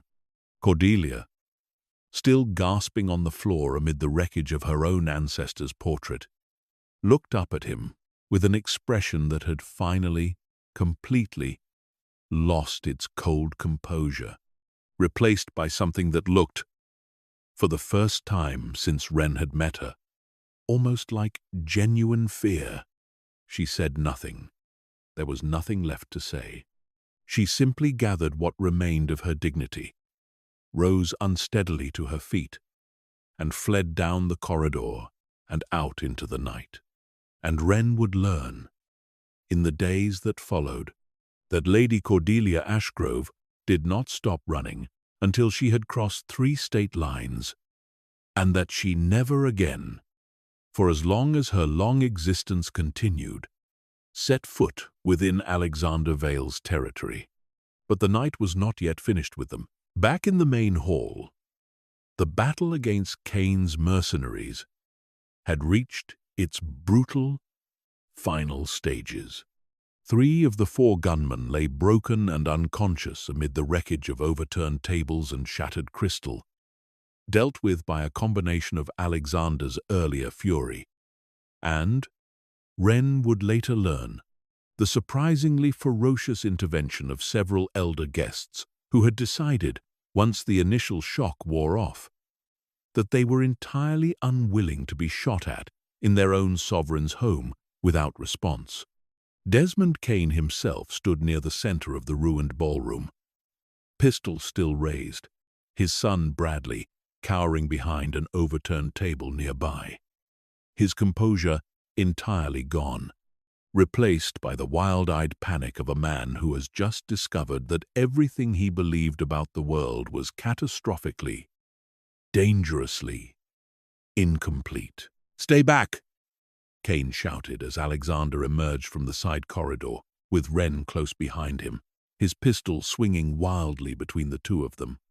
"I don't know what you are, but I've got enough silver in this gun to put you down permanently, and I'm not afraid to use it." "You already tried," Alexander said, his voice cold and flat, the crimson still burning in his eyes, though the wild rage of moments before had settled into something colder, more deliberate. "You brought armed men into a house full of guests who have survived wars, plagues, and empires collapsing around them, Mr. Kane, in pursuit of a debt that no longer exists, and a young woman who was never yours to claim in the first place. I would strongly advise you to consider, in whatever time remains to you tonight, exactly how badly you have misjudged this situation." "She was supposed to marry my son." Kane's voice cracked, desperation finally overtaking the calculated ruthlessness that had built his empire. That land, that debt, it was all arranged, and you swept in with your money and your tricks and stole it out from under me like it was nothing. "I bought a debt," Alexander said, "and forgave it, because the woman you intended to trade like livestock is under my protection, and has been, whether either of us knew it, for 300 years. You do not get to point a weapon at her and call it justice, Mr. Kane." Wren stepped forward before Alexander could say anything further, before the violence simmering just beneath his controlled exterior could boil over the way it so nearly had with Cordelia. She had spent 18 months learning exactly how far desperate, cornered men would go, learning it from Desmond Kane himself, standing in her own front hall, and she recognized, in the wild panic behind his eyes now, a man who had finally, catastrophically run out of road. "Put the gun down, Mr. Kane," she said, her voice carrying across the ruined ballroom with a steadiness that surprised even her. "You've already lost. The debt's gone. Your mercenaries are beaten. Whatever you thought you were going to accomplish tonight, it isn't going to happen. And every second you keep holding that gun is a second closer to something you can't walk back from." "You," Kane said, his pistol swinging to point directly at her, his hand shaking badly enough now that the barrel wavered. "You were supposed to be simple, a farm girl with debt-ridden parents, easy to control, easy to arrange. Instead, you've cost me an aquifer, a business deal, and now, apparently, my own life." "It doesn't have to cost you that," Wren said steadily, though every instinct in her body was screaming to run, to hide behind Alexander's protection rather than stand exposed in the open. "Put the gun down and walk out of here. That's the only version of tonight where you still get to see tomorrow." For one long, suspended moment, Desmond Kane stood frozen amid the wreckage of the plan he had built his entire fortune's worth of arrogance upon. His pistol wavering between Wren and Alexander, his son whimpering behind the overturned table nearby, and something in his desperate, cornered expression seemed, for just a heartbeat, to consider her offer. Then his finger tightened on the trigger. Alexander moved before the shot could fire, faster than thought, closing the distance in a single blurred stride and closing his hand around Kane's wrist with a grip that shattered bone with an audible, sickening crack. The pistol clattered uselessly to the marble floor, and Kane's scream of agony echoed through the ruined ballroom, cut short a moment later when Alexander's other hand closed, almost gently by comparison, around his throat.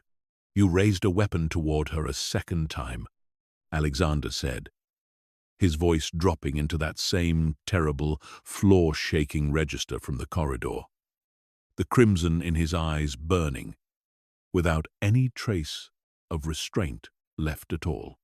"I gave you the chance to walk away. You chose otherwise." "Alexander," Wren's voice again, steady despite the chaos, despite the very real fear still hammering through her chest. She did not touch him this time, understanding instinctively that the moment called for words rather than contact, for the same calm authority that had once made a spooked horse stand still on a fence line. "He's not worth what it would cost you. Let the law handle him. Let him spend what's left of his miserable, greedy life, explaining to a jury why he brought armed mercenaries to a private estate. That's a worse punishment than anything quick, and you know it." Alexander held Kane suspended for one more long, terrible moment, the man's face purpling, his shattered wrist hanging useless at his side. And then, with visible, deliberate effort, released him. Kane collapsed to the floor, gasping, cradling his ruined wrist against his chest, and Alexander stepped back, the crimson in his eyes slowly, gradually receding back into ordinary darkness. "Bind them," Alexander said to the room at large, his voice carrying the absolute authority of 3 centuries of sovereignty. "All of them, and summon the authorities. Let Mr. Kane explain to the mortal world exactly what he attempted tonight, and let him do it without the benefit of any assistance from me." The remaining guests, recovering their composure with the swiftness of creatures who had survived far worse chaos than one botched mortal raid, moved efficiently to secure the fallen mercenaries and the shattered remains of Desmond Cane's ambition. Bradley Cane was pulled, sobbing, from behind his overturned table and bound alongside his father, the two of them awaiting a reckoning that would, in the days that followed, cost Cane Industries, its founder, its reputation, and very nearly its entire existence, as federal charges for the armed assault on a private estate, stacked on top of a swiftly unraveling web of predatory lending practices that a very motivated team of Vale Holdings attorneys made certain came to full and complete light. But that reckoning was still hours away. In the immediate aftermath, standing amid the wreckage of shattered windows and overturned tables, surrounded by ancient guests, slowly restoring their composure and murmuring, with unmistakable new respect, about the sovereign who had fought like a man protecting something worth dying for, Alexander Vale turned to Wren, and the fury in his expression finally, completely dissolved into something raw and unguarded. "You could have been killed tonight," he said quietly, closing the distance between them, his hands still faintly trembling with the aftermath of restrained violence, coming up to frame her face with a gentleness that belied everything they had just witnessed him capable of. Twice, Cordelia, and then that fool with his silver-loaded pistol. I have spent 300 years believing myself beyond fear, Wren. And tonight, you taught me otherwise.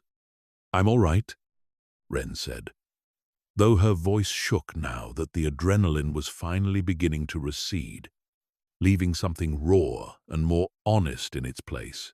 "You got there in time." "Both times, I will not always get there in time," Alexander said, and the admission cost him something visible, some deep crack in the careful, composed sovereignty he had worn for 3 centuries like armor.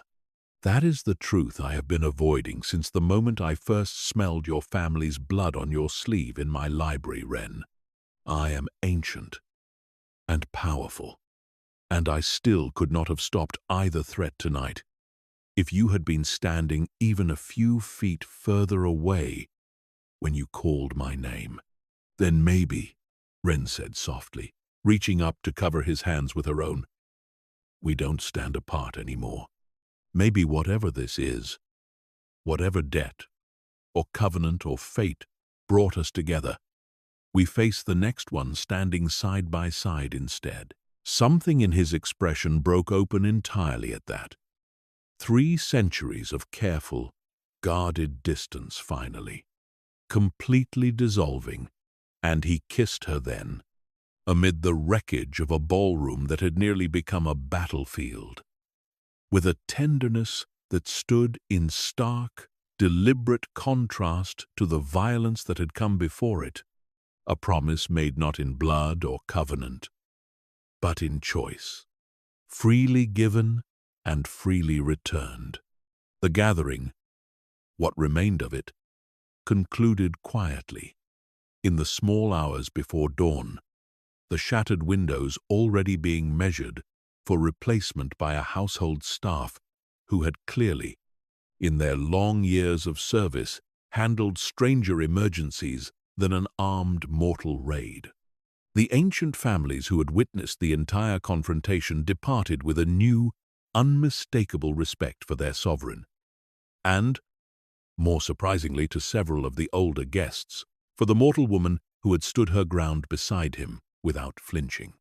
Word of the Ashgrove Covenant's fulfillment traveled through the shadow aristocracy of the eastern seaboard faster than any gossip Cordelia herself had ever managed to spread.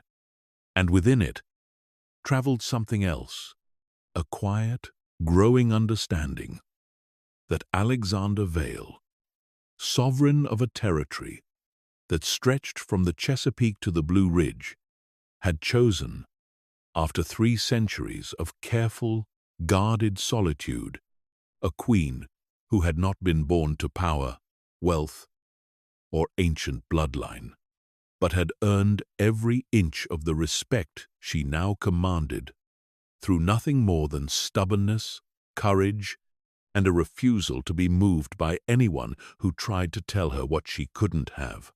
The morning after the gathering, Ashgrove Hall woke to the particular hush that follows a storm. The household staff moving through the wreckage of the ballroom with brisk, practiced efficiency, sweeping shattered crystal into neat piles and measuring the ruined windows for replacement glass, as though armed raids on private estates were simply another item on the seasonal maintenance calendar. Mrs.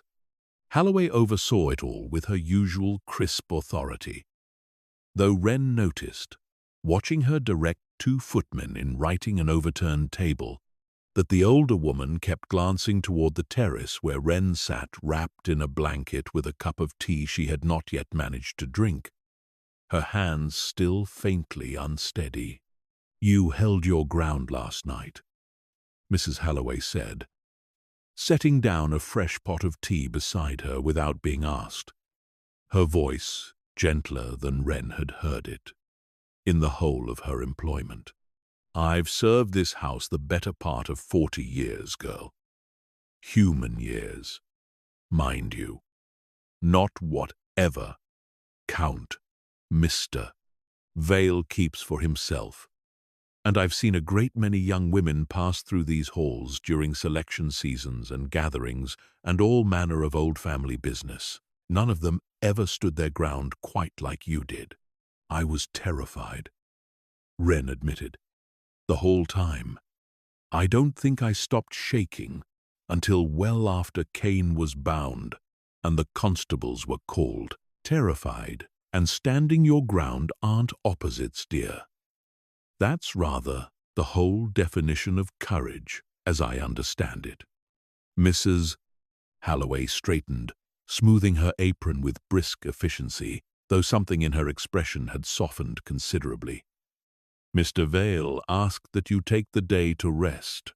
He's dealing with the authorities and the aftermath himself, but he made it very clear you weren't to be troubled with any of it unless you wished to be." Wren spent that day largely in the greenhouse among the orchids, finding a strange comfort in the ordinary rhythm of watering and pruning after a night that had upended everything she thought she understood about the world. And it was there, in the golden afternoon light filtering through the glass panes, that Priya Ose found her, clipboard in hand, looking almost apologetic for the interruption. "Miss Marsh, I wanted to say, before anything else gets in the way of it, that I've worked for Mr. Vale for a very long time, and I have never once seen him fight the way he fought last night. Not in defense of territory, not in defense of business interests, not even in defense of the covenant itself, back when he still believed the covenant was the entire point." She adjusted her glasses, a habit Wren suspected had survived from her mortal life purely out of nervous comfort rather than necessity. "I only mention it because I don't think he's told you himself, and I think you should know. Whatever this is between you two, it isn't obligation. I've watched him honor obligations for decades. This was something else entirely." "Thank you, Priya," Wren said, genuinely moved. "That means more than you probably realize. I also wanted to ask," Priya added, glancing down at her clipboard with the particular briskness of someone changing subjects to avoid getting too sentimental, "whether you'd be willing to look over the revised covenant documentation once the legal team finishes drafting it. Mr. Vale wants everything formalized properly this time. No ambiguity, no room for future council members to claim the terms were unclear. He specifically asked that you review it before anything is finalized. Says it's your family's history as much as his, and you ought to have a say in how it's written. The request struck Wren as unexpectedly moving.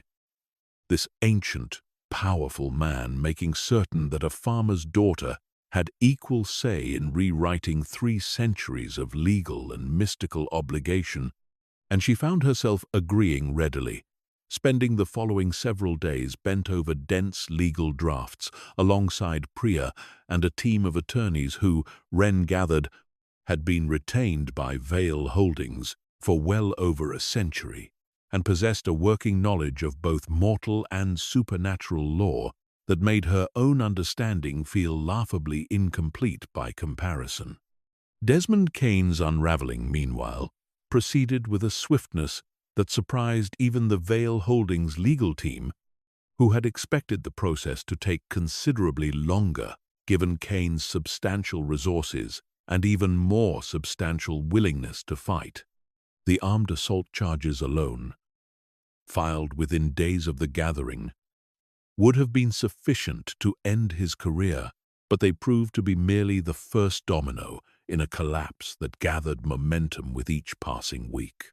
A team of forensic accountants, quietly retained by an anonymous party that Kane never successfully traced back to its source, uncovered a pattern of predatory lending across dozens of small farms throughout the valley, structured with the same deliberately unpayable terms that had nearly cost Elias Marsh everything.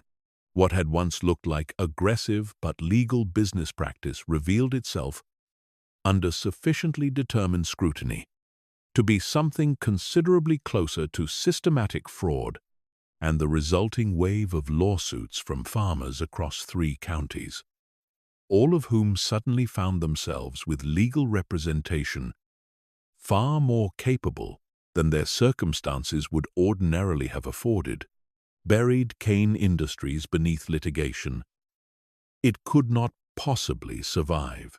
Bradley Kane, for his part, testified against his father in exchange for reduced charges, painting a portrait during his testimony of a household built on the same cold, transactional cruelty that had nearly claimed Wren as a bride, a portrait that did considerable additional damage to whatever public sympathy Desmond Kane might otherwise have retained.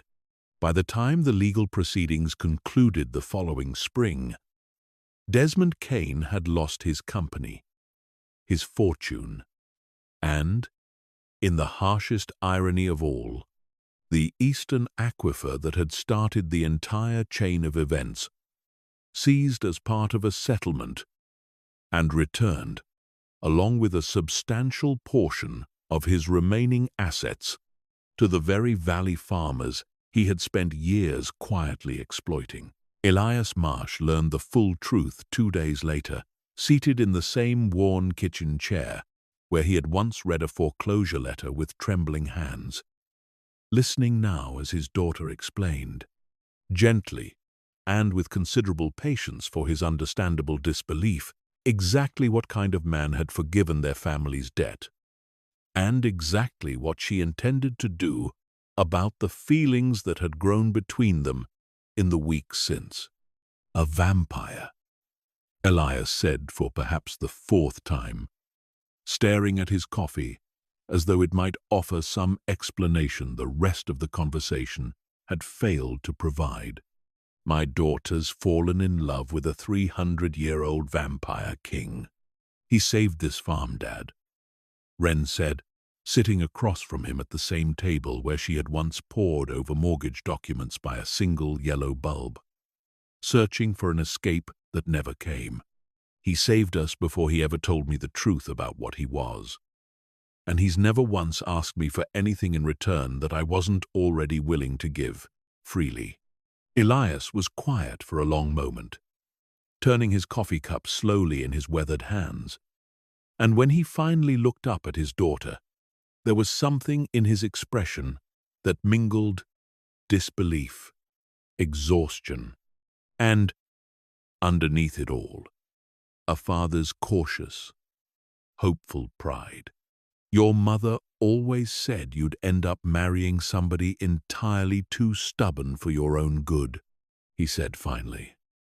"I suppose I didn't expect stubborn to come with 3 centuries of practice." Does that mean you'll give him a chance? It means, Elias said, that if he shows his face at this farm, I expect him to sit down at this table, drink my coffee, even if he doesn't need it, and explain himself properly, man to whatever he is. And if he breaks your heart, 300 years old or not, he'll answer to me. Alexander Vale, when he arrived at Marsh Hollow Farm the following week, did exactly that.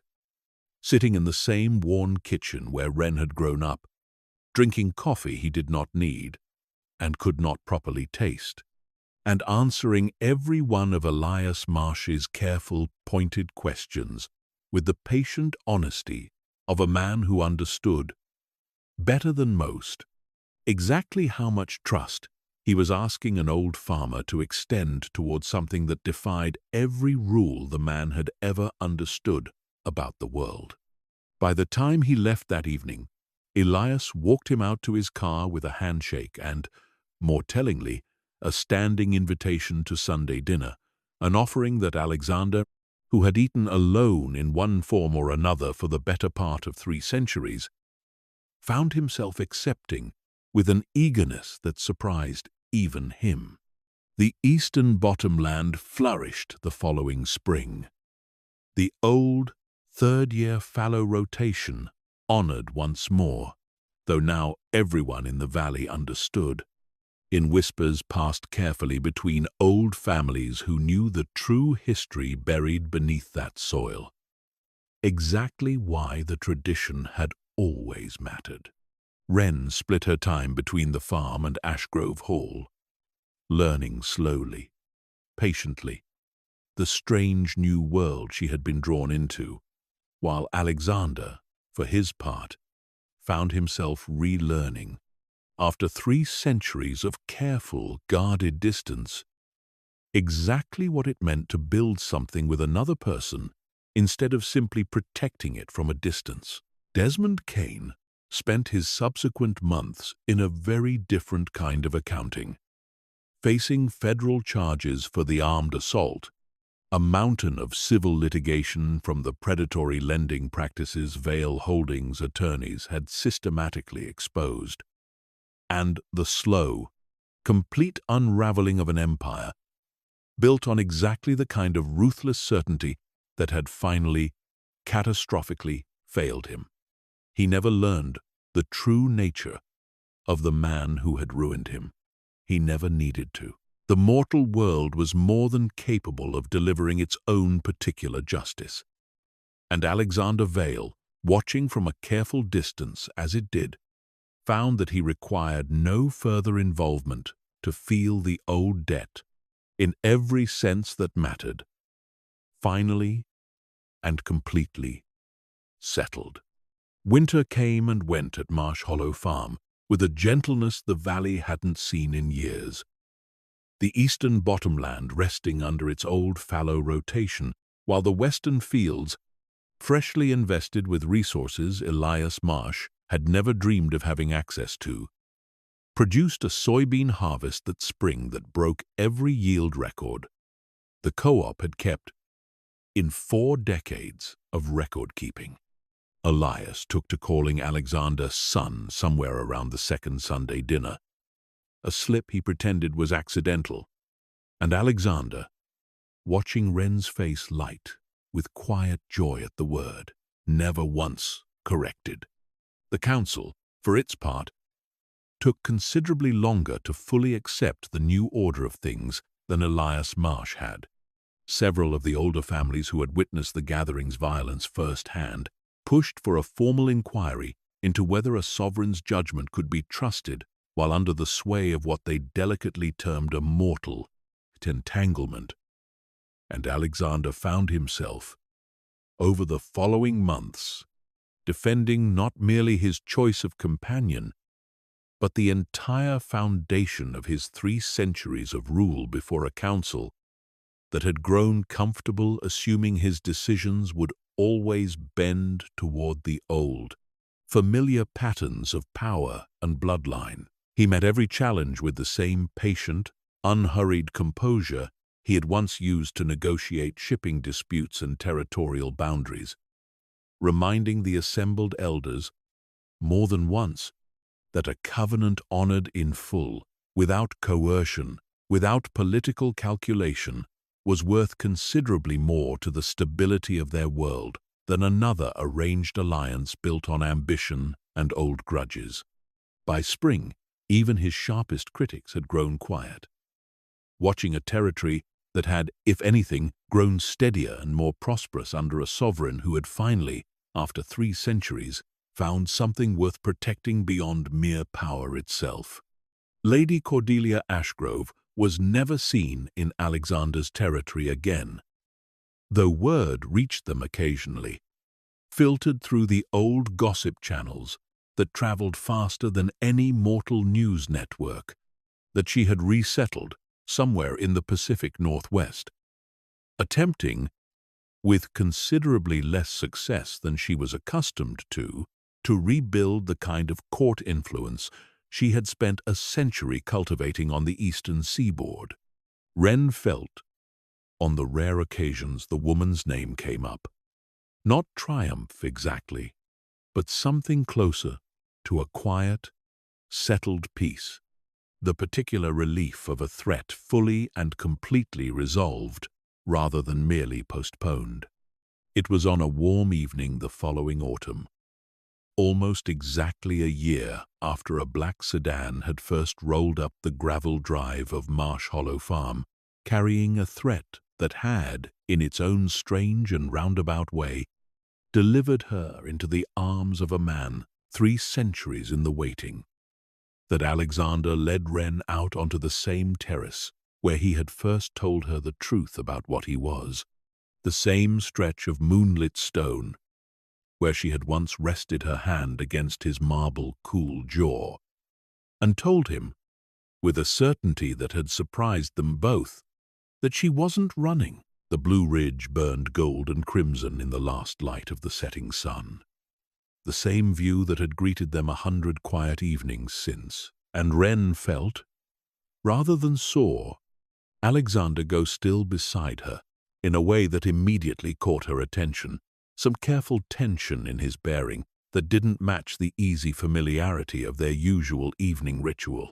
"Alexander, is something wrong?" "No," he said, and there was something almost boyish in the uncertainty of his voice, an emotion so at odds with 3 centuries of composed sovereignty that Wren nearly laughed, despite the evident seriousness of the moment. "Nothing is wrong. I find myself, after 311 years of existence, uncertain how to properly begin something I have never once attempted before." He turned to face her fully, and in his hand, retrieved from some pocket she hadn't noticed him reaching into, was a ring unlike anything Wren had ever seen. An old, dark stone set in silver, so ancient the metal had taken on a soft, weathered patina, carved with markings that predated any language she recognized. "This belonged to my grandsire," Alexander said quietly. "It is older than the covenant itself, older than this country, older than nearly everything I have built or claimed or defended across 3 centuries of existence. I have carried it for longer than I can properly remember, through wars and collapses and the slow erosion of every certainty I once held, waiting, I understand now, for exactly this moment, though I did not know it until you walked into my library, carrying an armload of linens, and looked at me without a trace of the fear I had grown so entirely accustomed to receiving from every mortal who ever crossed my path." "Alexander," Wren whispered, her hands coming up to her mouth, the tea she had been holding, forgotten and nearly slipping from her fingers before Alexander caught it with the same easy, unhurried grace he brought to everything. "I do not ask you to become something you are not," he continued, his dark eyes holding hers with an intensity that had, over the course of a single remarkable year, become as familiar and as precious to her as her own heartbeat. I do not ask you to abandon the farm, or your father, or the life you built with your own 2 hands long before I ever entered it. I ask only that you allow me to stand beside you in whatever life we build together. Not as a debt repaid, not as a covenant honored, but simply because I have spent 3 centuries searching for exactly what you gave me freely the moment you refused to run. Ren Marsh, will you be my queen? She said yes before he had even fully lowered himself to one knee, the word tumbling out of her with a certainty that needed no further consideration. 3 centuries of ancient sovereignty and one very stubborn farmer's daughter meeting, finally and completely, on entirely equal ground. Alexander slid the ancient ring onto her finger with hands that, for the first time in longer than he could remember, trembled with an emotion that had nothing whatsoever to do with violence or restrained fury, and when he kissed her beneath the darkening Blue Ridge sky, it carried none of the desperate urgency of the night in the ruined ballroom, only the quiet, settled certainty of 2 people who had found, against every reasonable expectation, exactly where they belonged. Word of the engagement traveled through the shadow aristocracy of the eastern seaboard even faster than word of the gathering's violence had. And this time, the whispers carried something warmer than scandal, a grudging, growing respect for a sovereign who had chosen love, freely given over power, freely inherited, and for a mortal woman who had proven, beyond any doubt the old families could still muster, that courage and stubbornness mattered a great deal more than bloodline when it came to standing beside a king. Not every reaction was warm. A handful of the oldest families, the ones who had spent the gathering murmuring quietly about propriety and precedent, even as they fled a hail of bullets, sent formal letters of protest to the council in the weeks that followed, citing 3 centuries of tradition regarding the appropriate lineage of a sovereign's consort. Alexander answered every letter personally, with the same unhurried patience he had once used to negotiate shipping disputes through the Chesapeake, reminding each sender, in language too courteous to challenge and too precise to misunderstand, that tradition existed to serve the stability of their world, not the other way around, and that a covenant honored freely, without coercion or political calculation, had done more to secure peace across his territory in a single year than 3 centuries of arranged alliances ever had.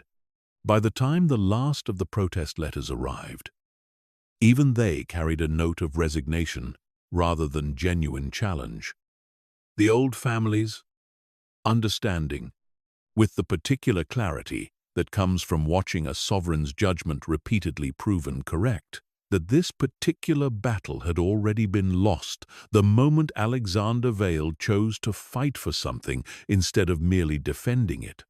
Priya Osei, for her part, took considerable and vocal satisfaction in overseeing the drafting of the wedding announcement that went out to every old family across the eastern seaboard, a document she later admitted to Ren she had rewritten no fewer than 6 times, determined that the language honor both the ancient formality, the occasion demanded, and the plain, unpretentious warmth that had defined the courtship itself. Mrs.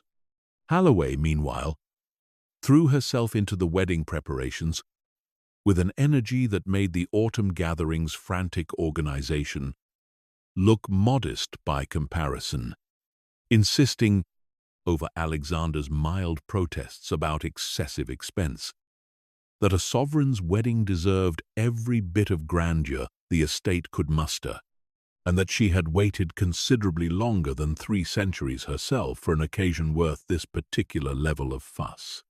The wedding held the following spring in the same great hall that had once been shattered by gunfire and ancient fury, was a considerably gentler affair. The black dahlias replaced by white ones, the tension of that autumn gathering replaced by something that felt, for the first time in longer than the old estate's stone walls could properly remember, like genuine celebration rather than careful political theatre. Elias Marsh walked his daughter down an aisle lined with guests, both mortal and otherwise. His weathered hands steady, despite the tears he made no effort to hide.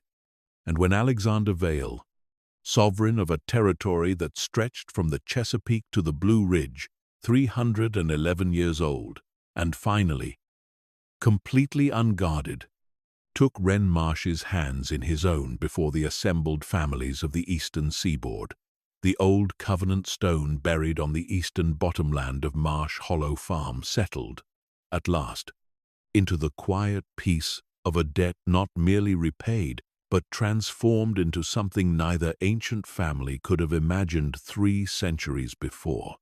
The reception that followed carried long into the night, mortal and immortal guests, mingling with an ease that would have seemed impossible a year earlier.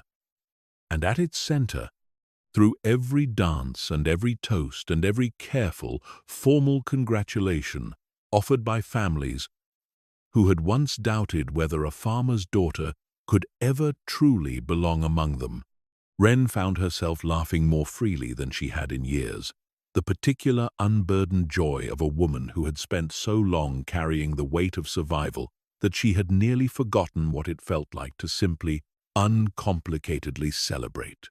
Alexander watched her across the crowded hall more than once that evening, catching her eye through the swirl of guests with an expression that needed no words at all.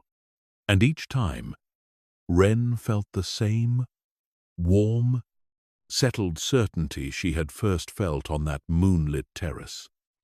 The unmistakable knowledge that whatever strange, impossible turn, her life had taken the day a foreclosure notice from a stranger's holding company, arrived instead of ruin, and delivered her, in its own roundabout way, into 3 centuries of history. She would not trade a single moment of the road that had led her here. Standing once more on that familiar terrace some months later, watching the sun set gold and red over the Blue Ridge Mountains as a married woman for the first time, Wren felt Alexander's cool hands settle at her waist from behind, his chin resting against the top of her head in a gesture that had become, over the course of one remarkable, impossible year, entirely and comfortably her own. "Any regrets," he murmured against her hair, "about the wrong number of a mortgage note bringing you into all this?" "Not one," Wren said, leaning back into him, watching the last light fade over the fields that had belonged to her family for 4 generations, and would, in some form neither of them could yet fully predict, belong to whatever came next for a very long time after. Some debts, it turns out, are worth every bit of trouble it takes to collect them. Marsh Hollow Farm itself became, in the years that followed, something of a quiet legend throughout the valley, though the full truth of what had happened there never traveled beyond the small circle of families who already understood the shape of the world hidden beneath the ordinary one. Elias Marsh lived out his remaining years surrounded by grandchildren who arrived in time with their father's ancient patience and their mother's stubborn, unshakable warmth. And he never once, in all the years that followed, regretted the moment he had let his daughter walk through the doors of a stranger's estate, carrying nothing but a promise to call home every evening and the courage to face whatever waited for her there. Alexander Vale ruled his territory for centuries more, his sovereignty steadier and his judgment sharper than it had been in the long, lonely decades before a farmer's daughter walked into his library with an armload of linens and refused to be afraid of what she found there. And on quiet evenings, long after the gathering's violence had faded into old history retold at family dinners and council meetings alike, he would stand with Wren on that same terrace overlooking the Blue Ridge, watching the light fade gold and red over land that had belonged to one family for longer than most kingdoms managed to survive, and think, with the particular gratitude of a man who had waited 300 years for exactly this, that some debts were never truly about the money at all. A farmer's daughter who once feared losing everything found herself, instead, gaining a kingdom she never asked for, standing beside a king who had waited 3 centuries to find the one soul strong enough to stand as his equal rather than his subject. If you loved this story of old debts, older promises, and a love that refused to be bought, sold, or frightened away, hit that like button.